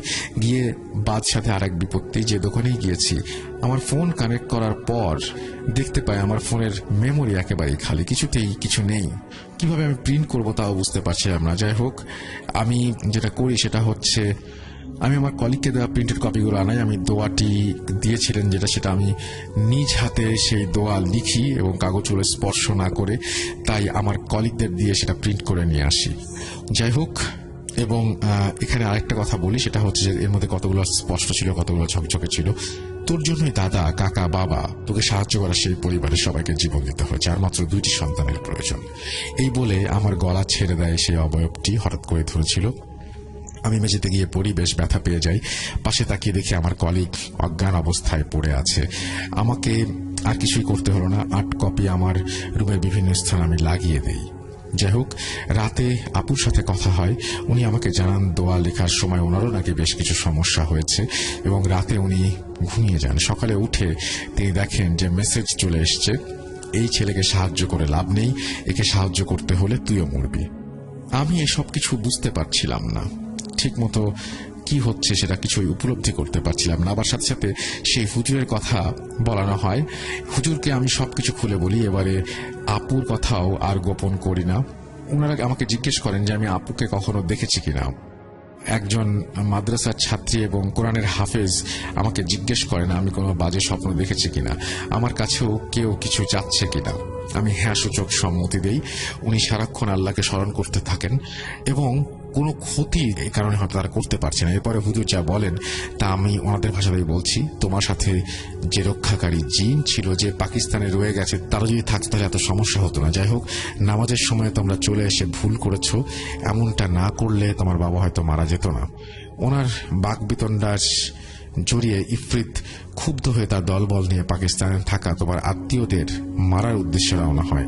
এই ব্যাপারে তোমার রক্ষাকারী জিন জানতে পেরে সেখানে যায় কি হয়েছে সেটা দেখতে, এবং তারা ইফরিতকে বন্দী করে ফেলে। আচ্ছা, বুঝেই বলছি, রক্ষাকারী জিন যে রুমে ইফরিতের সাথে মোকাবেলা করতে গিয়েছিল সেই রুমে প্রবেশ করার পরে ইফরিত তার সক্ষমতা প্রয়োগ করে এবং সেই রূপ থেকে বের হবার পর জিন আয়না দিয়ে একটি কালো কারাগার তৈরি করে। জিন পাঠিয়ে এসব তথ্য আমরা পেয়েছি এবং জিনকে মুক্ত করার চিন্তা ভাবনা করেছে। আমাদের জিনদের সাথে আমাদের কথা হয়ে গেছে, তারা চেষ্টা করবে বলেছে, কিন্তু বিনিময়ে 5 কেজি মিষ্টি দিতে হবে। এগুলো ছিল হুজুরদের কথা। ওনাদের কথা মতো মিষ্টি নিয়ে আসা হয় এবং পুরো প্রক্রিয়া সম্পন্ন করা হয়। ইফরিত জীবনের মূল লক্ষ্য ছিলাম আমি আর আমার বড় ভাই। আমার বড় ভাইকে ব্যবহার না করতে পারে তারা আমাকে ব্যবহার করেছে। যে হুজুর পিতলের গ্লাসে পানি খেয়েছিলেন আমাদের বাসায় এসে কোনো একবার, তিনি ইফরিতকে হাজির করতে সক্ষম হয়েছিলেন, যা আর কেউ কখনো পারেনি, হয়তো ভবিষ্যতেও পারবে না। এই জন্য এখন পর্যন্ত আমাদের সাথে অন্য কোনো হুজুর ইফরিতকে হাজির করতে পারেনি। ঘটনার শুরুতে দ্বিতীয় প্রশ্ন বলেছিলাম, সেটার উত্তর এখানেই ঘটনাতে আছে। উত্তরটি হলো, আমরা জানতে পেরেছিলাম ইফরিতের সেই শাগরেদদের মাধ্যমেই, যেহেতু একবার মা জিনের কুনজরে পড়েছিলেন। আমি ঘটনাটি প্রথমবার যেভাবে শেষ করেছিলাম দ্বিতীয়বারও সেভাবে শেষ করলাম। অমীমাংসিত অবস্থায় সকলের কাছে আমি দোয়া প্রার্থী, আমার এই শেষ থেকে শুরু পুনরায় আবারও শুরু থেকে শেষ নাম ধারণ করে ফিরে আসা। আসসালামু আলাইকুম, ভালো থাকবেন বলে সিফাত তার ঘটনা শেষ করেছে। থ্যাংক ইউ ভেরি মাচ সিফাত, অনেক লম্বা একটা স্টোরি দিয়েছো তুমি। আশা করছি ঘটনাটি আপনাদের ভালো লাগবে। আমরা চলে যাব আজকে, যদি সময় থাকে তাহলে পরের ঘটনায়, না হলে এটা দিয়ে হয়তো শেষ করবো। আচ্ছা, আমরা পরের ঘটনায় চলে যাই, আমাদের সাথেই থাকুন। আসসালামু আলাইকুম রহমতুল্লাহি ওয়া বারাকাতুহু। আশা করি আপনারা ভালো আছেন। আমিও অবশ্যই ভালো আছি আপনাদের দোয়ায়, আর আপনারা ভালো আছেন এটাই আমি আশা করি। সো আজকে আপনাদের সামনে আমি নতুন একটা ভিডিও নিয়ে আপলোড করার চেষ্টা করতেছি। আপনারা জানেন যে আমাদের ছেলেমেয়েদেরকে আমরা স্কুলে লেখাপড়া শেখাই অবশ্যই শিক্ষার জন্য। আমাদের সরকার অনেক সুন্দর একটা পদ্ধতি দিয়েছে, অনেক সুন্দর একটা সিস্টেম করে দিচ্ছে। আর এখন আমাদের ছেলেমেয়েদেরকে কলেজে লেখাপড়া করাতে পারাইলে কিছু কিছু ক্ষেত্রে দেখা যাচ্ছে অনেক টাকা পয়সা লাগে, কারণ যারা গরিব তারা তো আর পারে না এত টাকা পয়সা দিয়ে তাদের ছেলে মেয়েদের ভালো শিক্ষা দিতে। তা আমাদের সরকার সেই দিকটাও নজর লাগছে, কিন্তু কিছু কিছু প্রিন্সিপাল আছে তারা টাকা খাওয়ার চেষ্টা করে। আমি সরকারকে দোষ বানাচ্ছি, তার সিস্টেমটা ঠিক আছে, কিন্তু কিছু কিছু প্রিন্সিপাল আছে তাদেরকে টাকা দিতেই হয়, না দিলে আমাদের ছেলে মেয়েদের লেখাপড়া ভবিষ্যৎ তারা নষ্ট করে দিতে চেষ্টা করে। তো আমি সেই প্রিন্সিপাল ভাইদেরকে দয়া করে বিনীতভাবে অনুরোধ করে বলবো যে ভাই, আপনারা অবশ্যই সেই দিক থেকে সইরা দাঁড়ান। আজকের ছেলে মেয়ে আগামী দিনের প্রজন্মের ভবিষ্যৎ, আগামী দিনের ভবিষ্যৎ। তো আপনারা সেই দিকটা আপনারা একটু নজর দিবেন। আর আরেকটা কথা আমি বলি, যখন আমাদের দেশে অনেক সুন্দর রাস্তাঘাট সব কিছুই করছে, আগে তো অনেক হাই কোয়ালিটি করছে, আমি দেখছি। অবশ্যই আমার চারপাশ অনেকটা সুন্দর, আপনারা দেখতেই পাচ্ছেন অনেকটাই সুন্দর আমার চারপাশ। সবুজ সবুজ মানে এক বাংলা। তা আপনি দেখতে পাচ্ছেন চারিপাশে কত সুন্দর গাছপালা আছে, নদী নালা আছে, খুবই ভালো লাগে, প্রাকৃতিক হাওয়া আছে, খুবই আজকে মনটা ফ্রেশ লাগতেছে। সো আমার কথা ছিল আজকে 3-4টা ভিডিও দেওয়ার, কিন্তু আমি পারতেছি না, সরি। আজকে একটা ভিডিও আপনাদেরকে দিতেছি, পরবর্তীতে আবার আপনাদেরকে আমি দেওয়ার চেষ্টা করব। সো অবশ্যই আমাদের ছেলে মেয়েদের যাতে ভালো একটা শিক্ষা, ভালো একটা পজিশন পায়, আমি সেইটাই আমাদের কলেজের যে প্রিন্সিপাল টিচার তাদেরকে আমি বলবো, তারা যাতে তাদের নিজের সন্তান মনে করে তাদেরকে সুশিক্ষা, ভালো শিক্ষাটা তারা দেয়। আর অবশ্যই আপনারা জানেন যে এখনকার যে যুগে নিজেরা তো চলতে পারি না, তাহলে ছেলে মেয়ে কীভাবে মানুষ করব। তো আমি চাইবো যে সেই যুগটা থেকে অবশ্যই আপনারা অবশ্যই সেই যুগটাও যাতে আল্লাহ দিতে দেয়, সেই কাজ চেষ্টাও যাতে আমাদের দেশ থেকে ওইটা আমি এটাও দোয়া করি। আর আরেকটা জিনিস আপনাদেরকে বলি, সেটা না বললেই নয়, আমাদের দেশে অনেক মিল কারখানা ফ্যাক্টরি মাশাআল্লাহ দিলে অনেকটি আছে, কম নেই। তবে যারা অসুস্থ প্রতিবন্ধী তাদেরকেও বলবো যে তাদেরকেও যাতে আমাদের দেশের যে কোম্পানিগুলি আছে তাদের কাছে কোনো চাকরি চুকরি দেয়, তাদের কাছে একটা করে চাকরি দিয়ে দেয়, তাহলে যারা যে ভিক্ষুকের সংখ্যাটা একটু কমে যাব, তারা অনেক সুন্দর একটা জীবন পাইব, তারা সুন্দর একটা লাইফ পাইব। সো আপনারা অবশ্যই সেই দিকটাও দেখবেন। বড় বড় কোম্পানি ভাইদের কাছে আমার অনুরোধ, আপনারা সেই দিকটাও দেখেন। সে অসুস্থ বলে তার কি অন্য কোনো কাজ থাকতে পারে না? অবশ্যই থাকতে পারে। সে অসুস্থ বলে সে কোনো পারবে না এমন তো কোনো কথা না। সে মেশিন চালাতে পারে, হয়তো না চালাতে পারে, সে বইয়ের সাথে একটা কিছু করতে পারে। আমাদের দেশের সরকার সেটাও দেখো, সে যাতে বসে একটা কিছু করতে পারে কিংবা সে কিছু কইরা খাইতে পারে, তাহলে তো চলে। এখনকার যুগে একটা সুষ্ঠু স্বাভাবিক মানুষের চলতে গেলে অনেক কষ্ট, যারা প্রতিবন্ধী, যারা মিডল ক্লাস আছে, তারা কিভাবে চলে? আমাদের দেশের সরকারকে আমি একটা অনুরোধ করবো যাতে সেই দিকটাও সে নজরে রাখে, সেই দিকটাও সে পুরোপূর্ণভাবে খেয়াল রাখে। আর এখন তো মাশাআল্লাহ দিলে সব জিনিসই আমাদের দেশে উন্নত পাওয়া যাচ্ছে, তাই না? সব জিনিসে উন্নত পাওয়া যাচ্ছে। তো আমি চাইবো যে সব জিনিসের সাথে যাতে মানুষটাও একটু উন্নত হয়। ক্যামেরাটা আজকে লড়তেছে, আজকে আমি ক্ষমার দৃষ্টি আপনাদের সামনে ক্যামেরাটা বারবার লড়তেছে। সো আপনারা সেই দিকটা দেখেন।